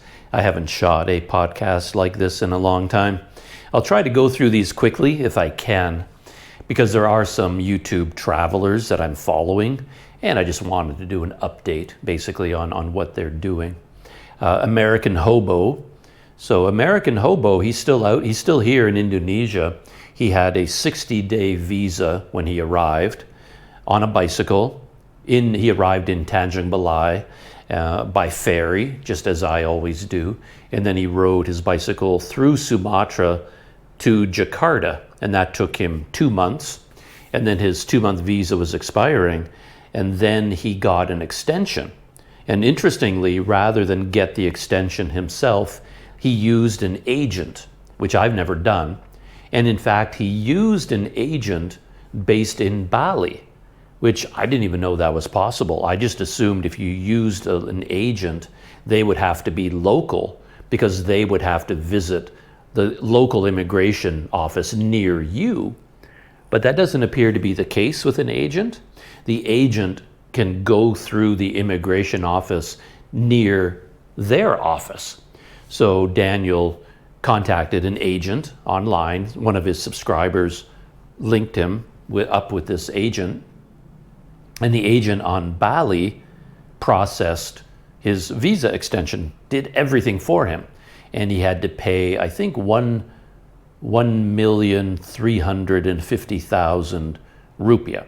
It's 1 million for the visa extension, and then like 1.4 million fee to the agent to take care of it for him. So he didn't have to do anything. He didn't have to go to an immigration office. He didn't have to submit anything to immigration. He didn't have to do anything.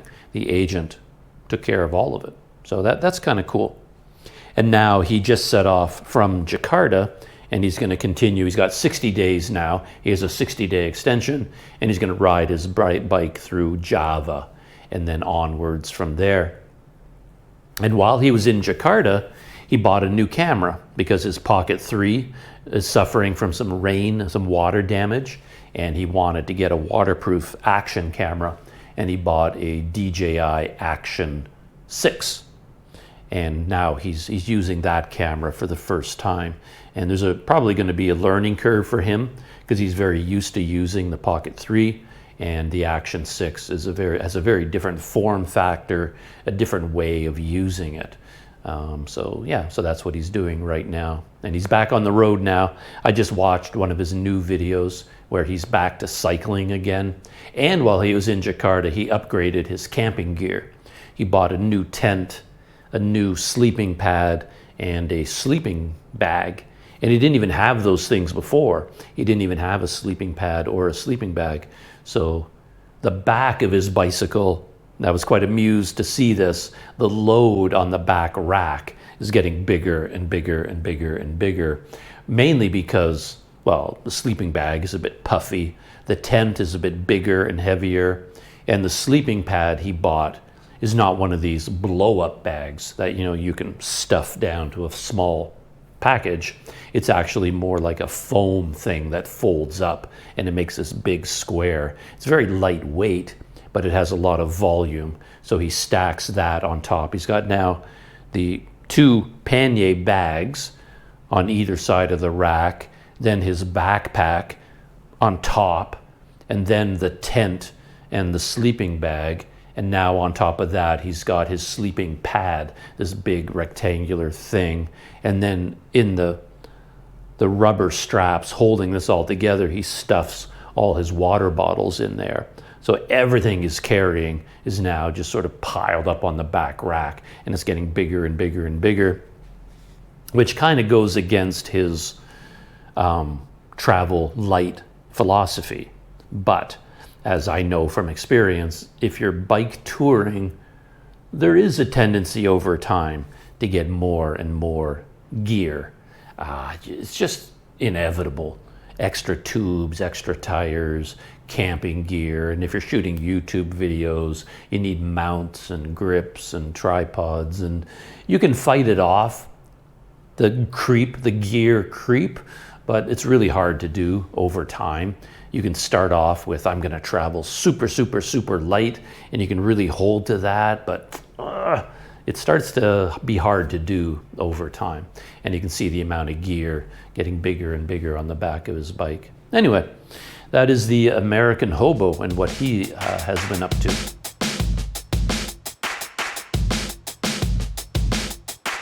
I'm also following Harry from We Hate the Cold. To be honest, I don't actually watch most of his videos. I kind of skim them, I scan them, I see what he's up to.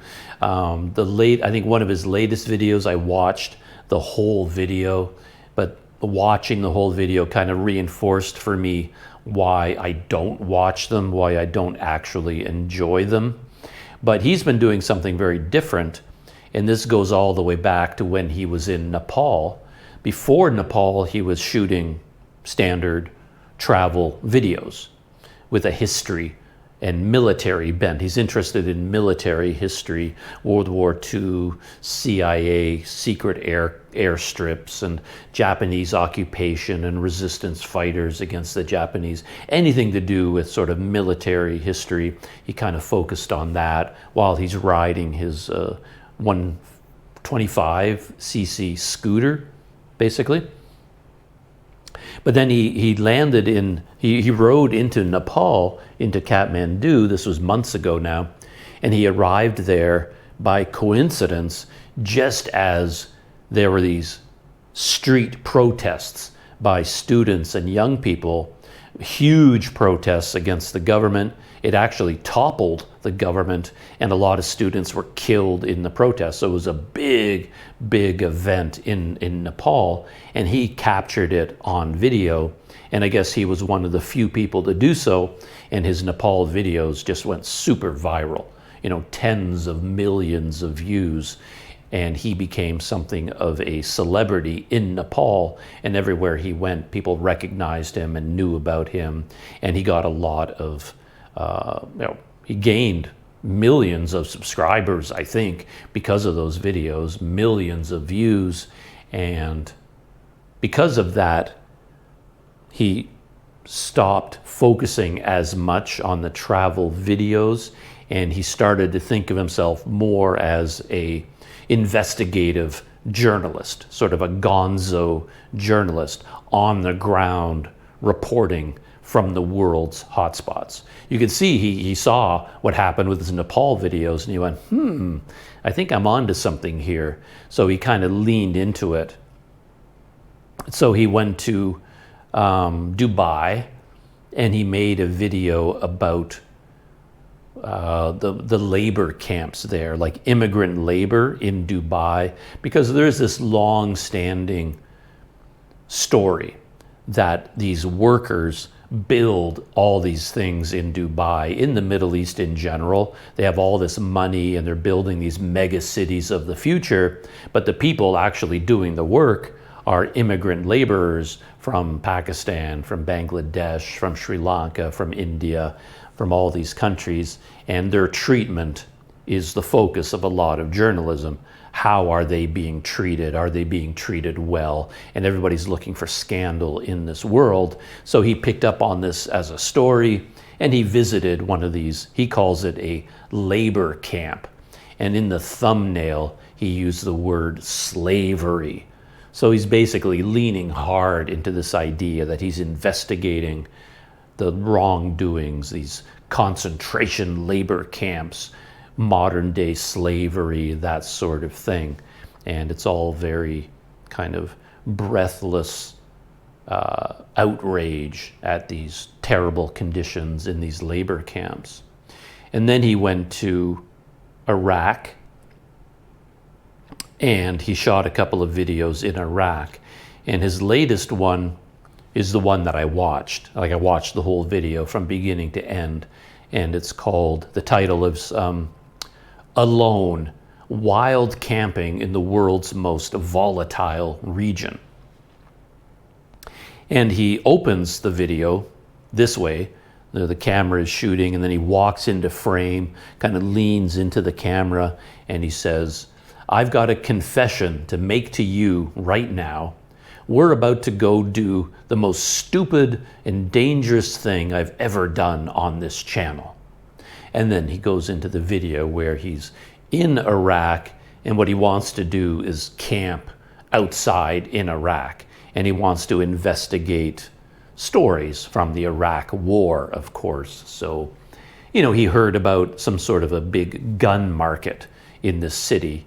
So he's wandering around the city, going up to people and using Google Translate, saying, like, I've heard there's a gun market here. Can you direct me to the gun market? And then he tries to camp outdoors, but he's got to go through all these military and police checkpoints.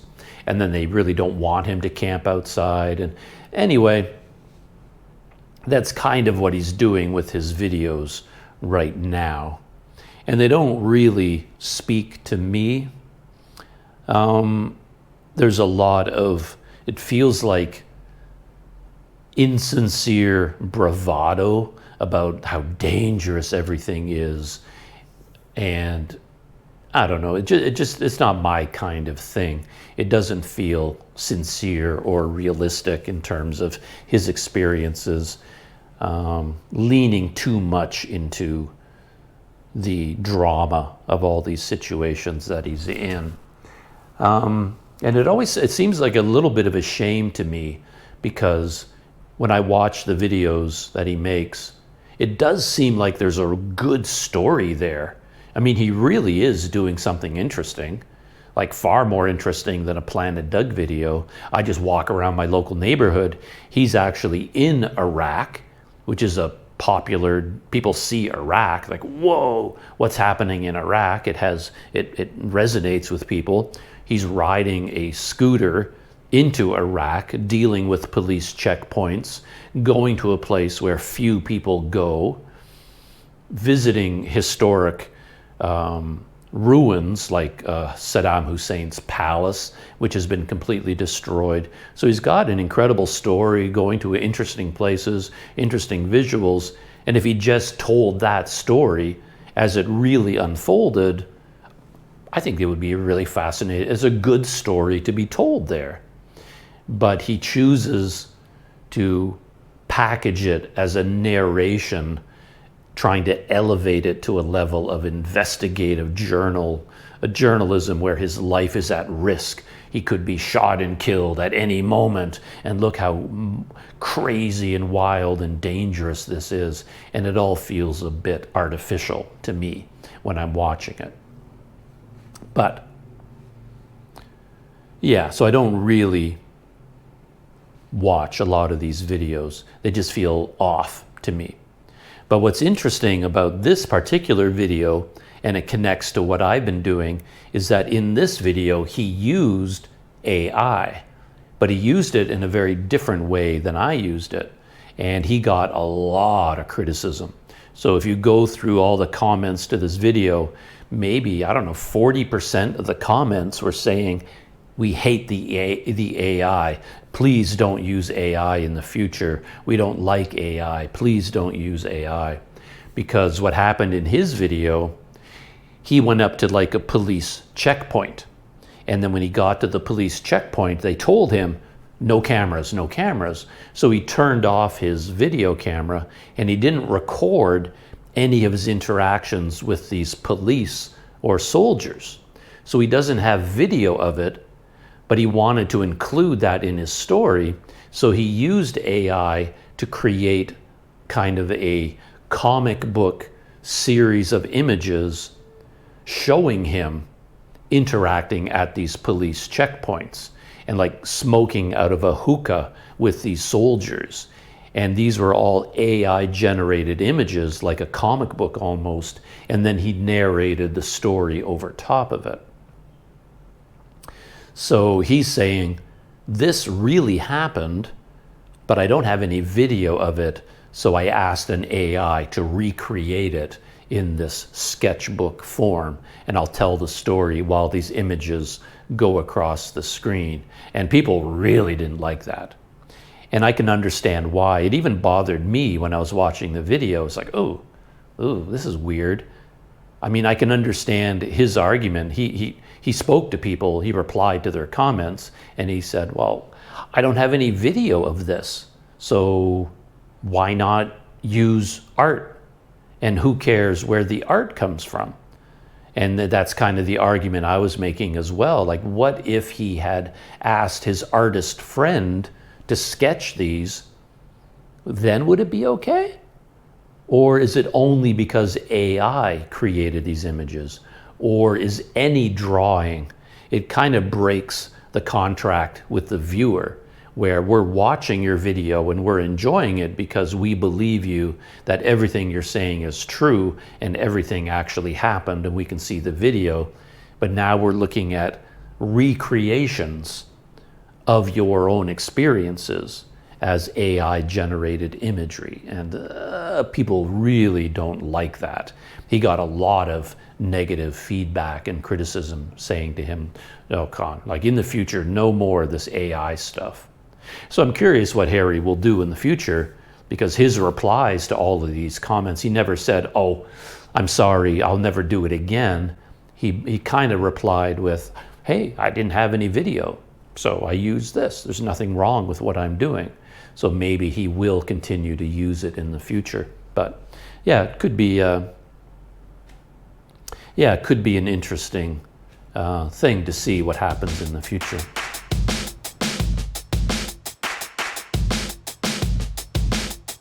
I'm having trouble with my voice and my throat this morning for some reason, but I will soldier on and finish this little podcast. I have some other YouTube stories I want to tell.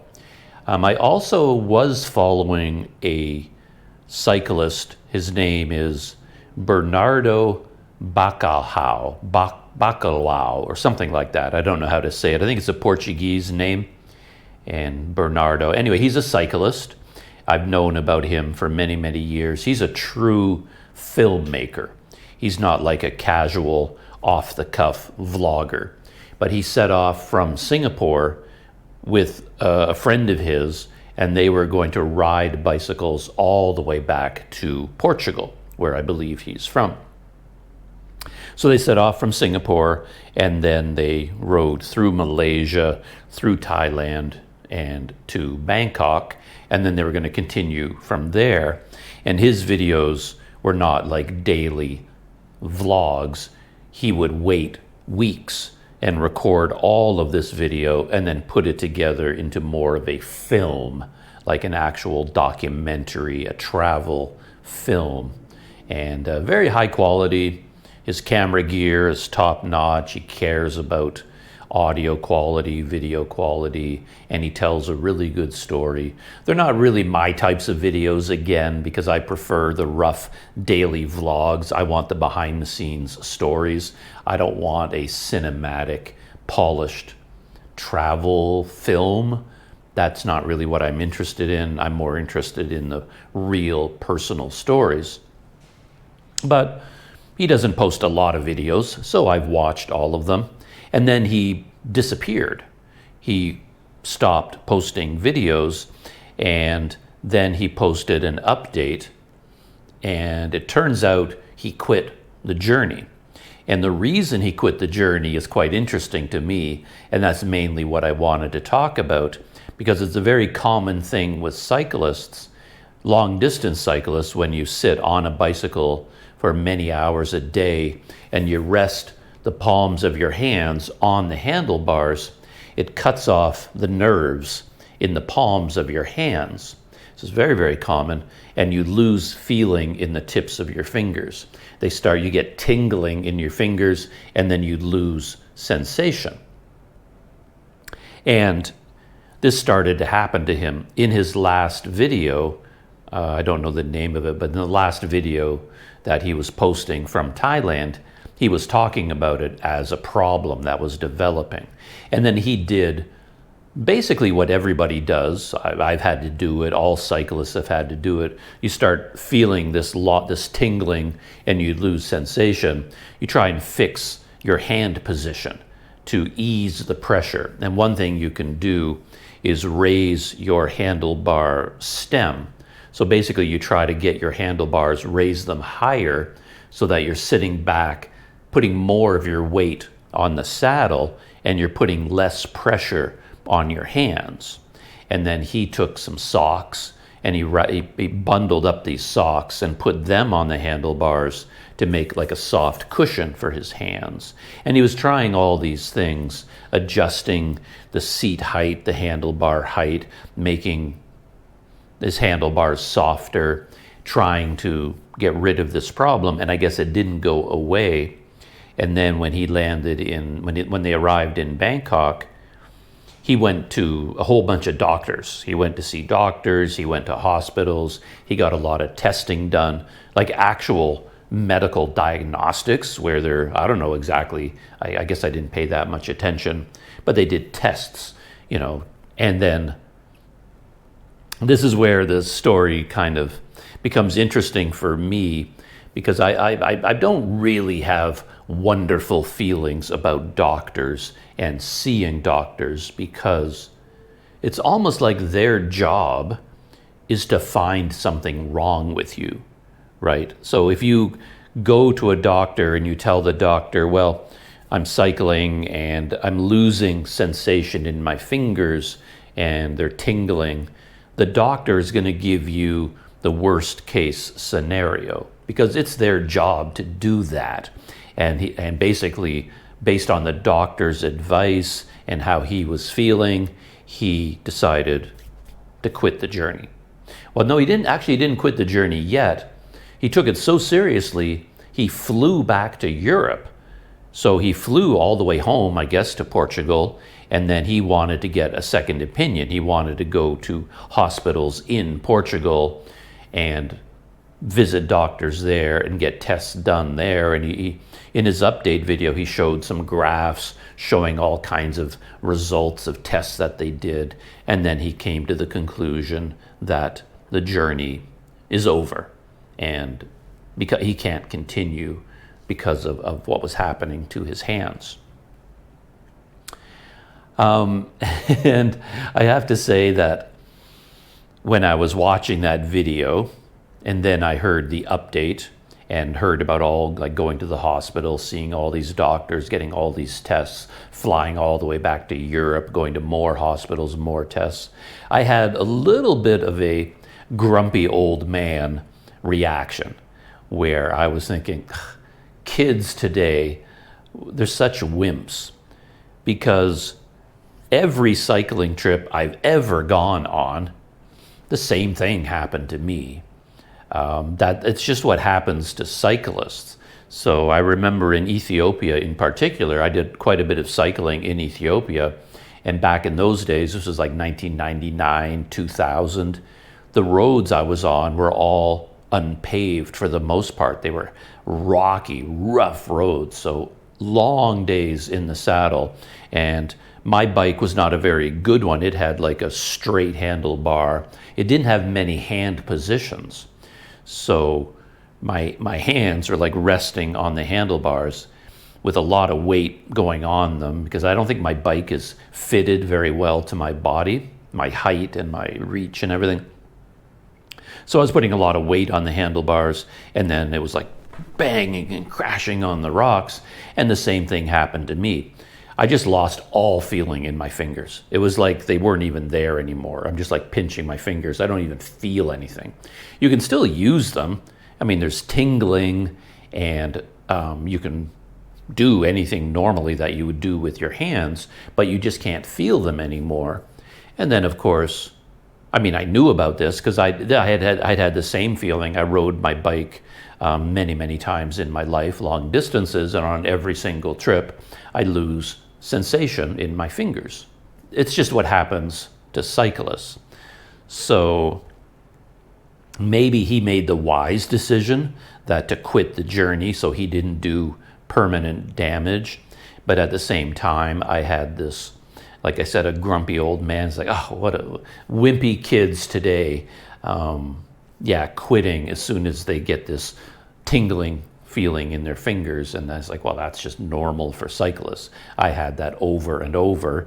You go cycling, you lose sensation in your fingers. You lose sensation in your nether regions as well, because when you're sitting on the saddle, it pinches nerves down there, and you lose feeling there as well.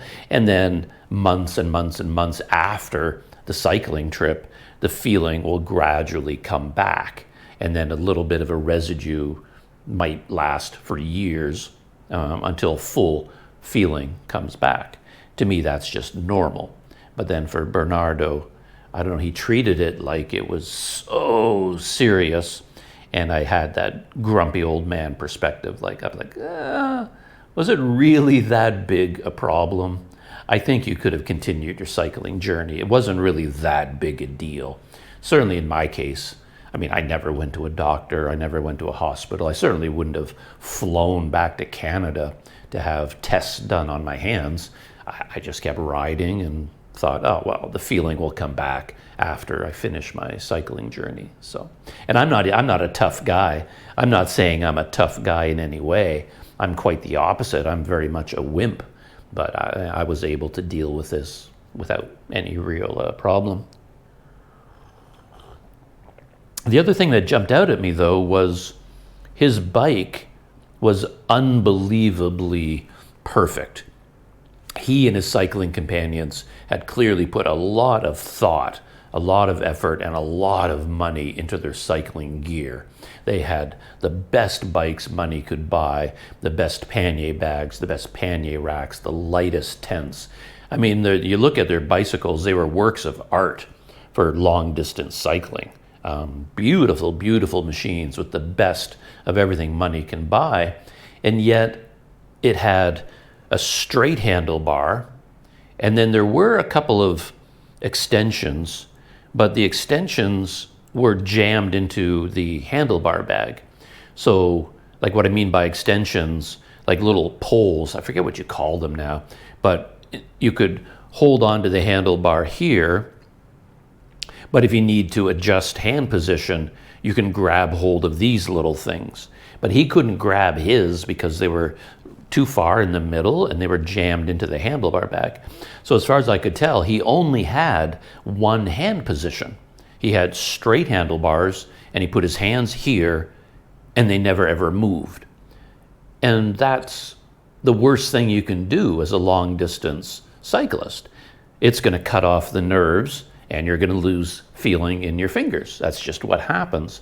So most people that are dedicated cyclists, they buy specialized handlebars, like these butterfly bars are very, very popular. They're shaped like a figure 8 almost, like an infinity sign. So you've got so many hand positions. You can keep moving your hands all day. You can hold it here, then you can lean forward and hold onto the top. You can hold onto the side, onto this corner, onto that corner. And basically all day long, you just keep adjusting your body position and your hand position to relieve the pressure, to move the pressure around. So I was puzzled by that, why he didn't do that. He didn't talk about it in the video. He talked about raising his handlebars, but the first thing I would have done, and I assumed based on the amount of money he was spending on the journey, he could easily have gone to a bike shop and swapped out the handlebars. But that would be the very first thing I would do if I had the money to do it.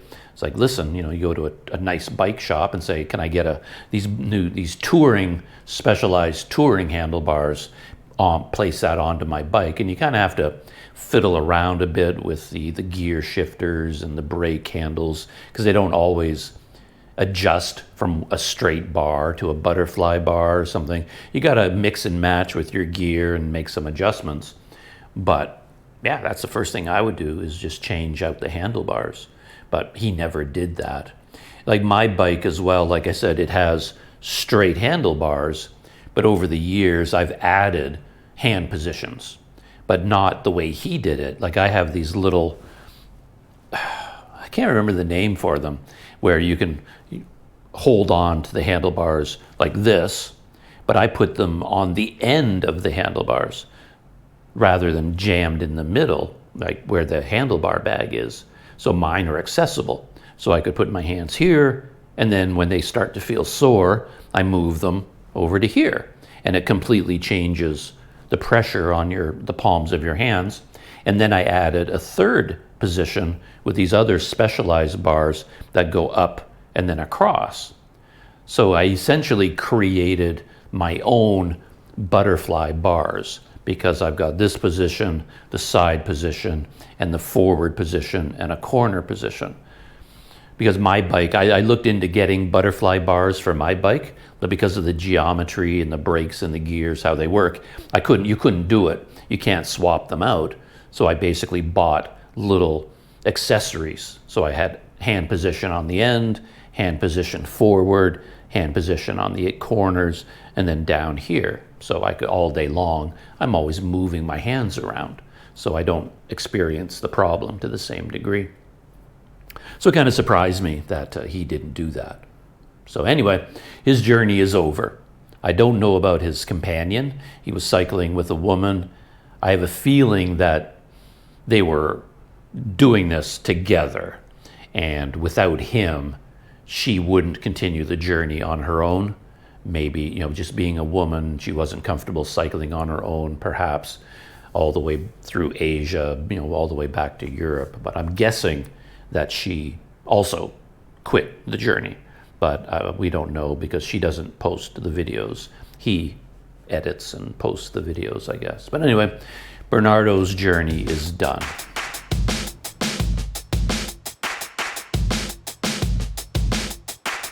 And I'm still following Usfan from Morocco. His channel is called Let's Go Cycling.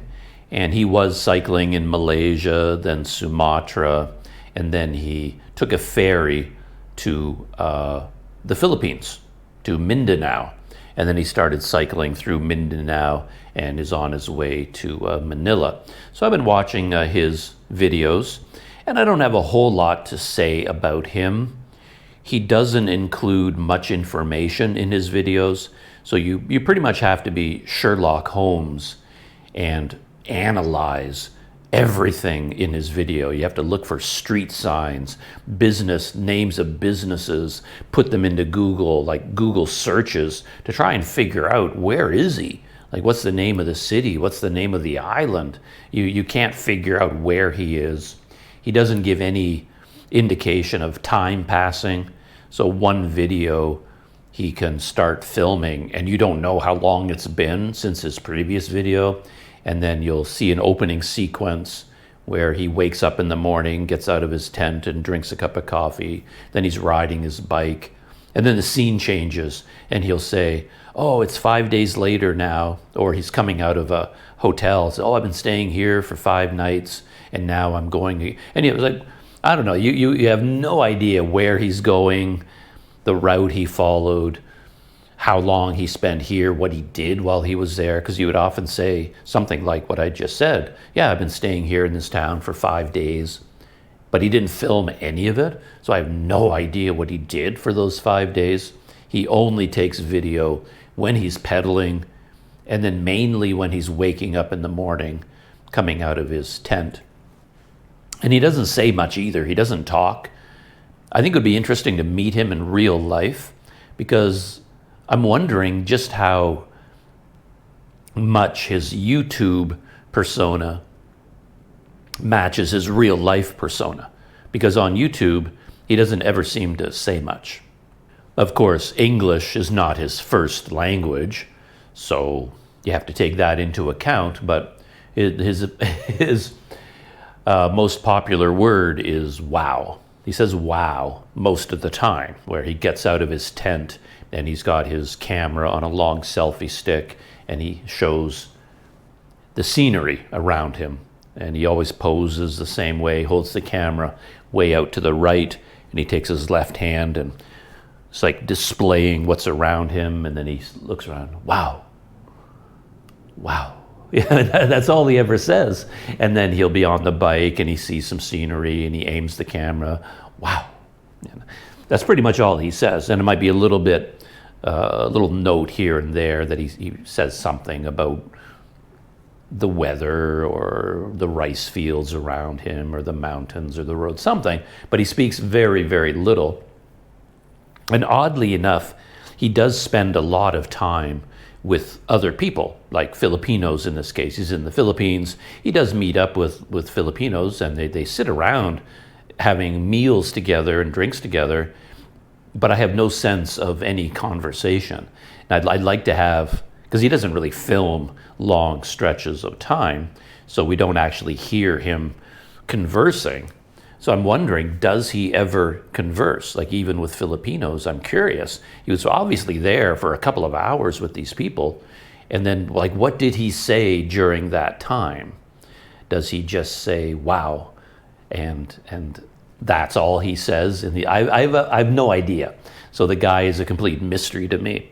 And I am curious if I ever met him in real life. And like I meet him in Kuala Lumpur and hey, Usfan, let's go get a cup of coffee. I want to hear about your journey through Sumatra and the Philippines. Would he suddenly turn into a storyteller?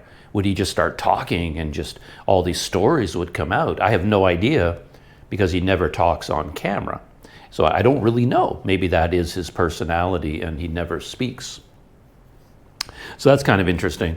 But I still follow his journey because he's a cyclist and he's in very adventurous areas. And I like to look at the technology that he's using, the tent, the bike, the pannier bags, all the flat tires he gets. He has a lot of mechanical breakdowns. He's carrying a huge, heavy load on his bicycle. And I just like following his journey. And his latest video, the one I just watched it this morning actually, is called, and this is very common for his videos, he likes to focus on this. When I had nothing, this is how Filipinos treated me. And that's a very common title for his videos. He does it over and over and over, just changes the name of the country. So when he was in Malaysia, this is how Malaysians treated me. And of course, when you click on the video, what he means is the Malaysians were very nice to him and very generous, and they gave him food and they gave him water and they gave him a place to sleep. And then he goes to Sumatra. This is how Indonesians treated me. Video after video. This is how they treated me, and implying again that they were all very nice to him. And now he's in the Philippines, and once more, this is how Filipinos treated me. And again, it's because they were very, very nice to him. And I do find that kind of an interesting theme in travel videos, because when a traveler goes to a new country, there's an instinct to sort of suck up to the people in that country and say how nice they are, how friendly they are. And it's always specific to that country. But in all the traveling I've done around the world, I've never been to an unfriendly country, right? I mean, I rode my bike across Canada and I met lots of amazing people in Canada. They were very friendly, and people always want to help. And if they see somebody riding a bicycle, their brain automatically triggers this thought, ooh, that must be so hard. They must be tired, they must be hungry, they must be thirsty. And people everywhere in the world, they want to help. So even if you don't even need any help, like when I was riding across Canada, I had food and I had water and I was feeling fine, and I didn't really need any help at all. But people would stop at the side of the road in their car and they'd give me a cold drink.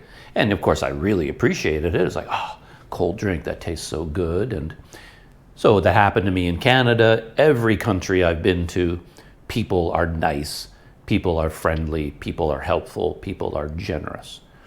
So I do find it amusing when you see travel videos where they focus on this one country. And then I keep waiting for anybody to go anywhere and then leave that country and go, oh, those people, they were horrible. They were so mean to me. I haven't seen it yet, but yeah. Anyway, I find that kind of amusing. And with Usfan, I end up noticing something else too. This happened a few times with him. And in this video, it happens. He woke up in his tent and then he did the wow, it's so amazing here. And then he made his cup of coffee. He's got this little gas canister thing with a little thing on top, and he boils water in this tea kettle, and he makes a morning coffee, and then he starts riding his bike. And then, as often happens, he started going to ATMs, and as often happens, the ATMs rejected his card. And it turned out that once again, he had no money. like nothing at all. He didn't have any money. And he was going to these ATMs and, oh, this one won't work, this one won't work, this one won't work. And then he went to ATM after ATM, out of service, out of service. And basically he was stuck. He had no money and he couldn't get any money. And then this has happened to him before. It happened to him in different places. And then the local people will step up and help him out. And then he'll say, oh, people are so kind and so generous. Look how everybody helped me. But of course, I keep thinking, it's not that hard to have money. I mean, the first time I saw it happen to him, I'm thinking, because it was a real problem. He just crossed over from Indonesian Borneo to Malaysian Borneo. He'd crossed the border and he didn't have any Malaysian ringgit at all. So he couldn't do anything. He couldn't buy food, he couldn't buy water, he couldn't stay in a hotel, he couldn't do anything. And he went to ATM after ATM after ATM, and they wouldn't work. None of his cards would work. He couldn't get money. And again, I'm thinking, grumpy old man, a bit of an old timer. Well, reach into your bag, get your emergency US $100 bill, and go to the money changer. I mean, there's nothing that screams common sense, particularly in the modern world, more than have at least $100 in cash tucked away somewhere. Why wouldn't you? I don't get it. I've seen it online all the time. I've talked about this in the past. I've seen so many YouTubers land in a country at an airport or whatever, crossing the land border, and they waltz over to the ATM, get out their card, and oh, I can't get any money. And then they're stuck. And I keep thinking, I'm no financial genius. If I had to classify myself, I am a financial doofus. But I always have some emergency cash. It makes sense. In different denominations, even in different currencies. Like sometimes you don't even need $100 US. Like you're at the airport and they hit you with this surprise departure tax, and you need money for that, but you spend all the local currency, now you're stuck, and you don't want to break a $100 bill. Well, so you go into your emergency cash wallet and you take out your American $5 bill, $10 bill, something like that, and you just change that and you have enough. That's how I've lived my life. From my very first trip overseas, you always have emergency backup cash. It's just common sense, but Usman never does. So in this case, he was stuck again. And then there's one moment in the video where he went up to he went to all the ATMs, couldn't get any money. And he rode his bike up to a sari store, like one of those little convenience stores in the Philippines. They're everywhere. People build them into their homes, right? It's like the front room of their house. They turn it into a little shop, and they put bars in the window, and there's someone kind of behind the bars, and you buy chips and Coke and cigarettes, basically. And but again, what he always does, and I'm still trying to figure this out, he's on his bike, and he'll ride up to some kind of a window at a little shop or a ticket window, wherever he is. But then he stays on his bike, and then he's 15 feet away from the window. And even before the bike comes to a stop, like at this sari store, he kind of said in English, "You have rice?" And I'm looking around in the videos like, who are you talking to? Like, what do you mean, do they have rice? I mean, I think you got to be more specific than that. It's a place where you get cigarettes and chips. It's not a restaurant. It's not a food stall. So exactly it's not a grocery store. And then he just kind of, "You have rice?" And he speaks so fast and so low, the people in the shop, I don't think they can hear him. And he spoke so quickly, and it's such an odd request, like even if they understood him, "Do we have rice?" What do you mean? Like, it's not a restaurant. You mean cooked rice? You want to buy some cooked rice from us? Or you want a bag of rice that you can cook? How much? I don't know. There's questions.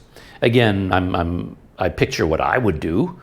I ride up on my bike, I get off my bike, and I put on the kickstand, and I think that might be part of the problem, and I'll get back to that in a minute. And then in the Philippines, you can rely on English, so I may not have Google Translate ready to go, but I'll go up to the window, the bars, and I kind of look inside, and oh, I see someone there, and oh, hello, how are you?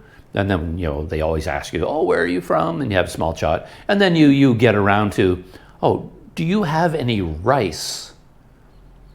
And then at a sorry store, they're probably going to go, what do you mean? And I go, a bag of rice that I can cook. And they'll probably say no, because we don't have stuff like that. I don't know, it just feels like such a normal social interaction. And then Usman comes up and, you have rice? You have rice? Like, I'm not quite sure what you're looking for, Usman. And I keep wondering why he does this all the time. And again, it gets back to his language and the way he interacts with people. I'm very, very curious about. But I think one of the problems is what I was going to refer to. His bike doesn't have a kickstand of any kind. So he always has to lay his bike down flat on the ground or lean it against something. So I think that's why this happens so often, because in my case, I ride up on my bike and I put down the kickstand and then I walk up to the window. But he wants to stay on his bike because it's such a hassle to get off the bike. He's got to find a tree to lean it, or he's got to lay it down on the ground, and the ground might be muddy. So he often just rides up to a place, stays far away from the window, and then kind of calls out, you have a ticket? You have rice? Always makes me smile. And in this case, they gave him rice. And it was kind of interesting because, again, I thought maybe he was asking for rice that he could cook. And as he said in the video, he only had 15 pesos left. That's all the money he had. Well, I guess that's like 25 cents American. So he had 15 pesos, which is next to nothing. And he was hoping to buy just enough rice that he could cook it at his campsite, because he still had his stove and he had gas, so he could, or build a campfire. He often cooks over a campfire. So he was really just trying to get 15 pesos worth of rice just to get him through the night. And then the next day he can go back, maybe ride his bike to the next city and try more ATMs until he can finally get some money.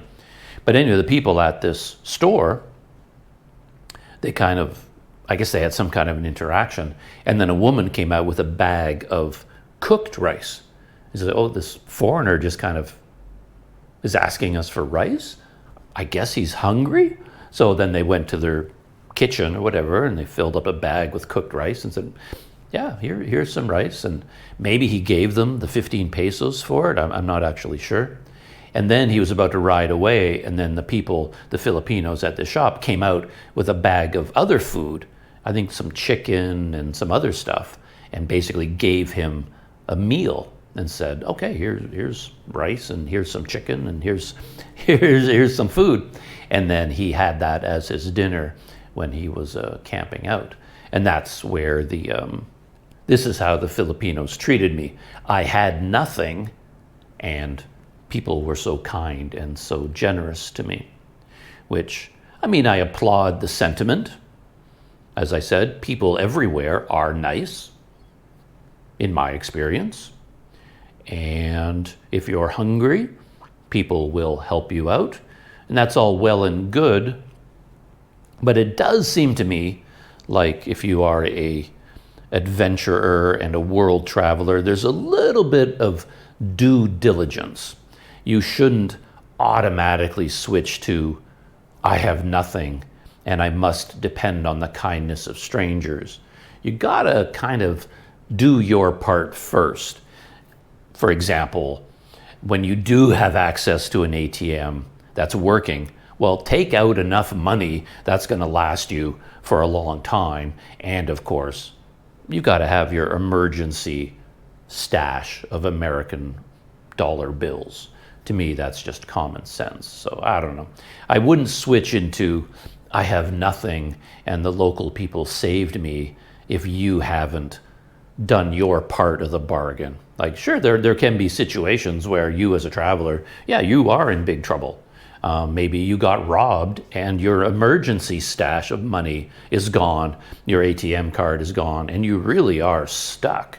And then the local people step up and okay, we'll help you until you can get your life back together. Yeah, that's great. But anyway, yeah, I'm not trying to be heavily critical or not. I just like watching these videos, seeing the story as it unfolds and kind of putting myself in their shoes. And I do find it kind of entertaining. Like I said, Usfan with, you have rice? Kind of, yeah, it's kind of a funny story. So he's on his way to Manila. And this video ended, as all his videos do, it just stopped. There's never an ending. Stuff happens. And he also had another meal. He met up with these Filipinos.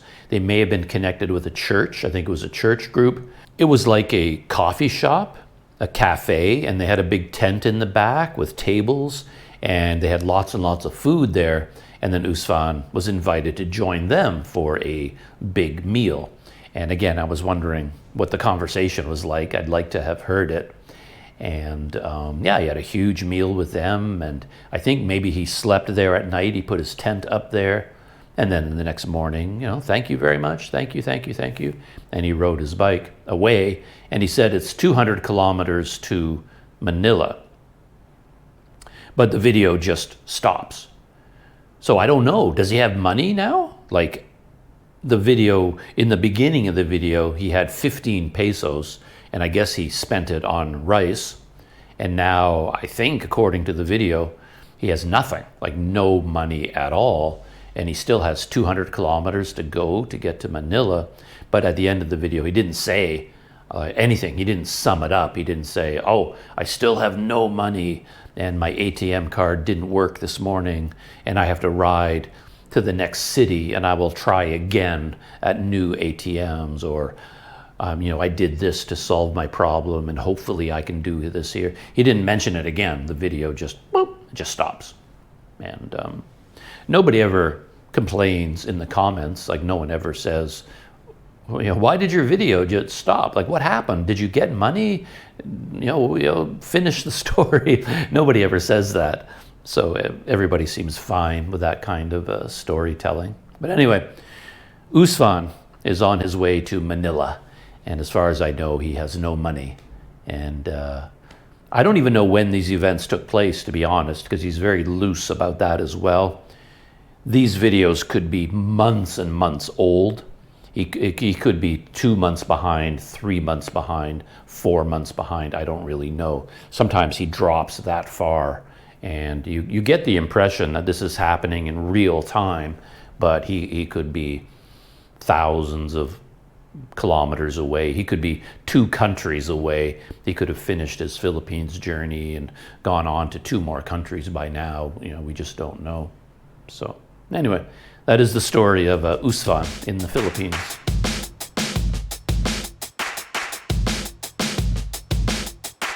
There's another YouTuber that I'm kind of following. I have to admit, I don't actually watch his videos these days. The channel is called Moto, and I pop in, scan his videos, and might fast forward through a couple just to see what he's doing. But what he's doing is riding a motorcycle inspired by Itchy Boots. He's a Canadian, and he was inspired to ride his motorcycle all the way from like Alaska, the most northerly point in North America, and then all the way around the world through Europe, Africa, and then Asia. Maybe he's skipping South America, but all the way to Australia and New Zealand. He's basically on an around the world motorcycle journey. And he finished North America, and then he went to Europe, And when he went to Europe, I kind of stopped watching his videos. I'm not sure why. But he just recently finished his Europe journey, and then he crossed by boat over to Morocco. So now he's beginning a journey through Africa. And I'll probably watch all of his Africa videos very carefully because I'm much more interested in Africa. I'm not so interested in Europe, so Africa will get me back into his channel, I think. But yeah, Uno Moto is quite interesting to me because his motorcycle has been so central to his videos. I mean, he makes really good videos. I'll say that out of the gate. He's a great guy. He's good on camera in a way. He's a little bit awkward sometimes when he's on camera. People have pointed out that he does a lot of this giggling, like his speech is peppered with giggling after every sentence, and people don't really like that. I think he's tried to stop that behavior, but it's sort of built into his personality. And he was a brand new motorcyclist. He wasn't experienced. So at the very beginning, his videos, the journey started with him taking a course, learning how to ride a motorcycle, buying a motorcycle, outfitting it, riding it, learning it. So a lot of people following his channel were interested in motorbikes, and of course they were just filling his comment section with advice, telling him how to improve his technique. And then when he had tons and tons and tons of mechanical problems with the motorcycle, and people would tell him how to fix it, how to do this, and giving him tons and tons of motorcycle technical advice, repair advice, and technique advice. So that's a big, big part of his channel. And then when he went to Europe, it seemed like his motorcycle continued to break down, and constantly replacing parts. He's got boxes coming in from all over the world, filled, putting in a new clutch, new this, new that, new brakes, a lot more than I'm accustomed to seeing. So someone like Nora Lee on Itchy Boots, occasionally there will be this video, like when she did her Africa journey, and then she knows her bike is due to be serviced, and she knows according to the calendar when that has to happen, and she'll plan ahead. In some city in Africa, she knows there's a motorcycle professional shop there where she can get the work done, and then she has boxes shipped in with all the spare parts and new camera gear that she'll need, and then it's kind of like a resupply stop. But I don't see Nora Lee constantly fixing her motorcycle. It's not like every video something leaks or something breaks and she has to get parts and always working on the motorcycle. But on the Uno Moto channel, it just sort of feels like he's always repairing it. And then you start to wonder whether that motorcycle is just underpowered for what he's doing, or is he taking roads that are far too rough? Because he is trying to emulate a lot of the things that Nora Lee did, where like even in Africa, there'd be a perfectly fine, perfectly smooth paved road going to where Nora Lee wants to go. But instead of taking that road, she'll look at her maps and find a small road going through the jungle and the mountains. And then she basically looks for the roughest road she can find to get to where she needs to go, because it makes more interesting more interesting video. And then Uno Moto does the same thing. So he's always looking for the toughest road rather than the main road that's going somewhere. So maybe that's why he's always repairing the motorbike. It's just not built for that kind of tough treatment. I don't know. But what I'm getting at is that when I see all of this, all of the repairs, I end up wondering how he manages to pay for all of that. Because when I look at Nora Lee's Itchy Boots channel, obviously she has all the money in the world. She can afford to do whatever she wants. The numbers are there. No matter what video she throws up, it's going to get 500,000 views overnight, and it's going to top off at about 1 million views. So And she has all her sponsorships and brand deals and on and on and on.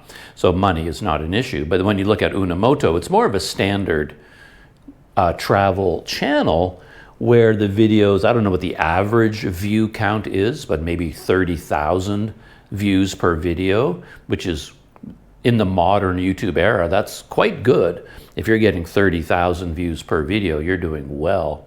And he gets, it goes from 30,000 maybe to 80,000, kind of up and down. And I don't know much about analytics in YouTube. I don't know much about all the, I don't even know what to call them, CPM and like all these acronyms that people use, how much money you make based on 1,000 views, depending on where those views are coming from, what country. There's all the number crunching you can do. I don't know anything about that. But somehow my general sense is that if you're getting 30,000 views per video, you're not making a lot of money, even at that level. So I end up wondering, how in the world is he paying for this trip through Europe, which is a very expensive place, and this constant flow of new parts and repairing his motorcycle? It just feels like it would cost a lot of money. It's not like he bought the motorbike and then rode it for 3 years. It's like it's a constantly pouring money into the motorcycle to keep it on the road. And when I look at the views of his videos, I don't know. I guess people on YouTube make more money than I realize. I don't know how they do, but maybe they do. And he's able to pay for the journey, because now he's really in a way setting off into a brand new world, much tougher than what he's accustomed to. Canada, United States, Europe, that's not Africa. Going through Africa on a motorcycle, I would want to have a little bit of a cushion, like in terms of money and being able to fly out in an emergency. Or, you don't want to go into Africa just blindly. I have no money and I have no security. I've got nothing, but I'm going to have this big adventure in Africa, ride my motor. And he's not messing around either. Most people who head into Africa, they tend to do one journey, north to south, like Cairo to Cape Town is a very popular one, or Cape Town up to Cairo. He's doing the whole continent, starting in Morocco, going all the way through North Africa, West Africa, all the way to the tip of South Africa, and then all the way back up again to Egypt. So, he's doing the whole thing according to his map. And I'm like, wow. That is going to be something else. And I'm thinking, I hope his, YouTube funding from his videos is there and is solid and is enough to get him through whatever that journey is going to entail. But anyway, I'm looking forward to following his journey through Africa. I think it's going to be a big change for him from Europe. Maybe will it be too much for him? We'll find out. But so that is this kind of an update on Moto heading into Africa.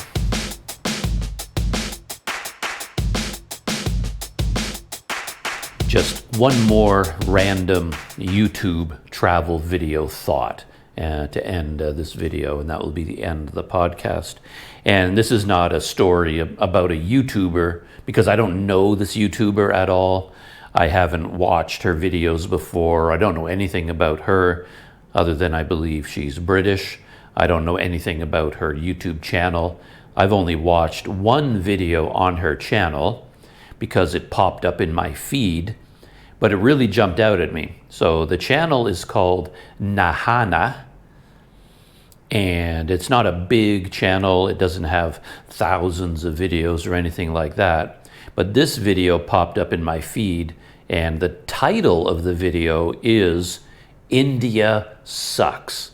Don't ever come here." Right? And that jumped out at me because I've seen so many videos like that. It's almost a separate genre where every YouTuber sees how popular these videos are. So everybody goes to India, puts themselves into the most difficult, challenging, uncomfortable places they can, riding on the most crowded, cheapest trains, staying in old neighborhoods in cheap hotels, and then they post their video. Oh, India sucks. I'm never coming back to India ever again. Like I said, there are so many videos like that it's its own genre on YouTube. And it's, so anyway, so here's another one. And I thought, okay, here's another India sucks video. I don't have a lot of patience for them, because if you go to a country and the only thing you have to say about that country is it sucks, I think the evidence is you suck. It's not the country. You're the one doing the sucking.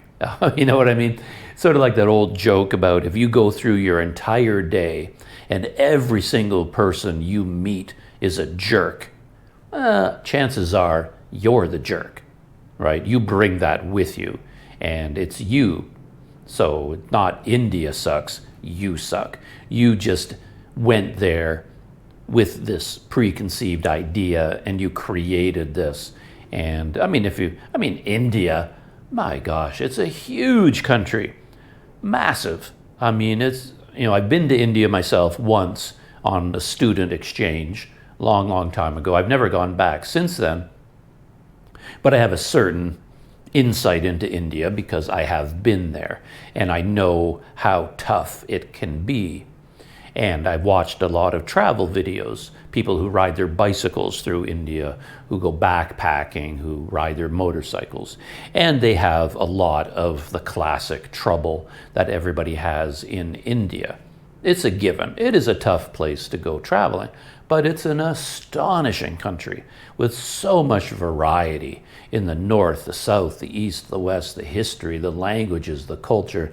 And if you just slow down, settle in, take the time to get to know the place, meet some local people, you're going to have a wonderful time in India. I mean, to say India sucks is like, it's so dumb.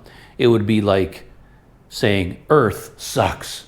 Like an alien comes down to the planet Earth and visits one place, and then they leave and they go back to their home planet, and people, oh, how was Earth? It's like, oh, Earth sucks. I mean, that's ridiculous on the face of it. A place as big as the Earth with so much variety. You can't just say, oh, Earth sucks. And you can't say India sucks. So that jumped out at me about this video, and I wanted to watch it because I wanted to see, well, what was wrong in her case? How did she go to India? Why was everything so bad for her? And of course, I was going to see, oh, it's entirely her fault. If India sucks, that's your fault. But anyway, I start watching the video, and she lands at the airport. I'm waiting for everything to start sucking, everything to go wrong.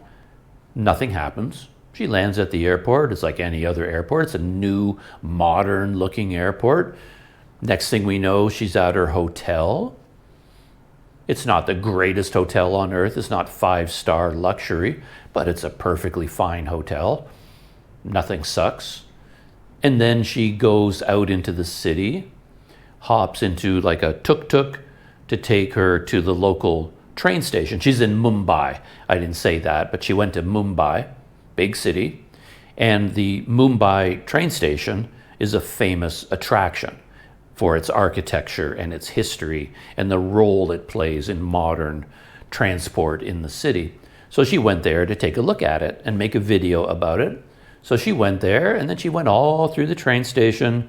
She took video of everything, talked about the history, the architecture, some of the stats about how many trains per day, how many people per day. And I'm still waiting for something bad to happen. I mean, it looked amazing. The train station is stunning. It's a gorgeous historical building. The architecture is incredible. Inside the train station, you can go anywhere you want. The platforms are open. You can walk right onto the platforms, go into the trains, take video. There's lots of people around, but everybody's perfectly normal. So I'm like, when is this place going to start sucking? Like, there's nothing wrong. You just went to the train station, and you shot some video, and looked like a perfectly fine experience about a very interesting place. And then she went into the subway system and took video of what the subway was like. Here are the tickets. This is how you go in. Here's the train. Looked like a modern subway system. Nothing bad happened. And I'm still waiting. It's like, when are the bad things going to start happening? I couldn't figure this out. It was such a puzzle. And then she ended her tour of the transportation system of Mumbai, and she went back to her neighborhood, and she was back in her neighborhood heading back to her hotel, and the video ended. And I'm like, what the heck? India sucks. Never come here. I was like, but the video made India look like a wonderful place to visit. A fascinating, interesting place. And there was nothing bad in the video. So where did the title come from? It was so confusing to me. So I'm doing a bit of a deeper dive, and I look at her video description. And in the video description, she says, oh, by the way, the video title, I'm just kidding. So the video title was a joke. She was leaning into what I was talking about, how every YouTuber goes to India, and they in order to get views, they use the clickbait, India sucks, it's the worst country, I'm never coming back here. So she saw that, I guess, the same way I did, and she thought, oh, I'll make that my video title as well, even though nothing bad happened in her trip. And then she put in the description, oh, by the way, just kidding. But what strikes me about that is it is really the most cynical video I've ever seen, because there are levels of cynicism at play here. If you go to India and, okay, the honking bothers you, you go to some tourist sites and all these people are bothering you to buy tickets and be their tour guide, or you get sick to your stomach because the hygiene in the streets, and then you show all these things in your video, and of course nothing is really that terrible, but in order to get people to click on your video, well, then you put clickbait in the thumbnail and in the title, and then you put in nightmare, I almost died, India sucks. And then because of that clickbait, everybody watches your video. So that's one level of cynicism. But this woman, Nahana, she took it to another level where she used clickbait. It's exactly the same as every other video title. India sucks, don't ever come here. And because of that video title, hundreds of thousands of people clicked on the video, just like me. It worked on me too. And then all the comments clearly seemed to be from people who had never watched the video. They saw the video title, India sucks, and all the comments were like, yeah, India, it's a disgusting place, it's horrible. And they're all trashing India in the comments. But clearly none of them actually watched the video, because in the video you can tell, no, India looks amazing. So she chose the clickbait title in order to get the clicks and to get the views. But then she put just kidding in the video description to sort of say, well, I didn't really mean it. Do you know what I mean? It's like she used the clickbait, but then she made a joke like, wow, I was just kidding. But she still used it. So it's like a double layer of cynicism. So, and it's kind of understandable. I mean, the last time I checked on her video, it had 300,000 views. It's probably up to 500,000 views by now. And that's huge for a YouTube video. And it's all because of the video title. Imagine if I made that video and I put a Planet Doug title on it. The Planet Doug title would be as boring as you might imagine. Exploring Mumbai's transportation system, the historic train station and subway, something like that. If she used that title, nobody would click on it. Like, who wants to watch a video about the history of the train station. I do. I mean, I found the video interesting. I was glad I clicked on it because I enjoyed the video. I think India is an amazing place. This building was a big part of Mumbai's history, colonial architecture and all that. I love videos about transportation systems. I find them interesting. So I enjoyed the video. If I saw a video that said, you know, a deep dive into the transportation, the public transportation system of Mumbai, I'm like, oh, wow, that sounds interesting. I'm going to click on it. But me and 300 other people are going to click on it. So that video with that title would get 400 views maximum. But because she put India Sucks in the title, it's like 300,000 views right out of the gate. And you look at stuff like that, you get really cynical about YouTube. You get cynical about people, really. Of course, we don't know how many people actually watched the whole video. Maybe all these people, as soon as they clicked on India Sucks, and then nothing terrible happened, and it's actually about the train station, they might go, oh, and then they just stop watching. So maybe 300,000 clicks, but nobody actually watched the video except for me. I don't know. But yeah, it does make you feel very cynical because, I mean, I love Sumatra, I love Malaysia, and the next time, say I fly into Malaysia, I could put on, you know, it's a typical Planet Doug video, boring, you know, in-depth narration about the whole experience from the beginning of the day to the end of the day, going to the airport, the flight, leaving the, you know, the whole day in video form. And it's just a very nice experience going to a country and a place that I like and enjoy. But I put in the title, Malaysian Nightmare, horrible place, I'm never coming back again. And then I put in the video description, just kidding, I love Malaysia. I mean, that's what she did. And I guarantee if I did that, I would get a lot of views on the video, and I don't think anybody would criticize me for it. It feels like people are very accepting of that. This India Sucks video, well, I mean, I haven't checked for a while, but in all the comments, I never saw anybody say, hey, what's up with that title? All they said in the title, in the comments, was agreeing with her. Yeah, India sucks because of this and this and this and this. So nobody cared. And it's a way to make money. And in this modern world, if you want to keep traveling, you have to make money. So maybe my next video, Malaysian Nightmare, horrible country, worst place I've ever been, never going back. That'll be the next the next title of my next video. And then, of course, the video will show Malaysia for what it is, a wonderful place full of kind, intelligent, nice people with great food, great scenery, interesting places, interesting history.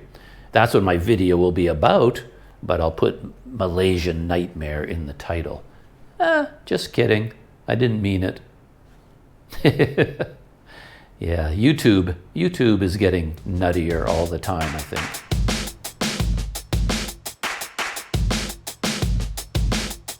And with that, it is time to shut down this podcast. I do have another section that I wanted to get into in depth, pop culture, because I've watched a couple of TV shows that I really wanted to talk about. The main one is Pluribus. I watched Pluribus, loved it, right up my alley. I could really do a deep dive into that. And I watched some other things I didn't like as much. I could go through all the TV shows that I've watched recently. And movies, I got the same mixture there. I watched Begonia with Jesse Plemons and Emma Stone. Yeah, Emma Stone. Loved it. I loved Begonia. Again, right up my alley. It's like a movie designed for me. I really enjoyed that. I could talk about that for a long time. And then I watched one of the worst movies I've ever seen called The Electric State. It was just absolutely awful. So, yeah, I've got a whole bunch of other movies that I've watched. Weapons, which I liked. Sinners, which is good, but I don't get the hype. Like, people thought Sinners was like masterpiece. I thought it was very entertaining, but I'm not quite sure why it's considered as amazing as it is. But I could talk about Sinners. I watched Final Destination Bloodlines. I watched The Long Walk. So I could talk about a whole bunch of TV shows and movies, but from my throat and my voice, I just can't keep talking, and I'm just going to shut it down here. So that's it. Planet Doug podcast to bring you up to date.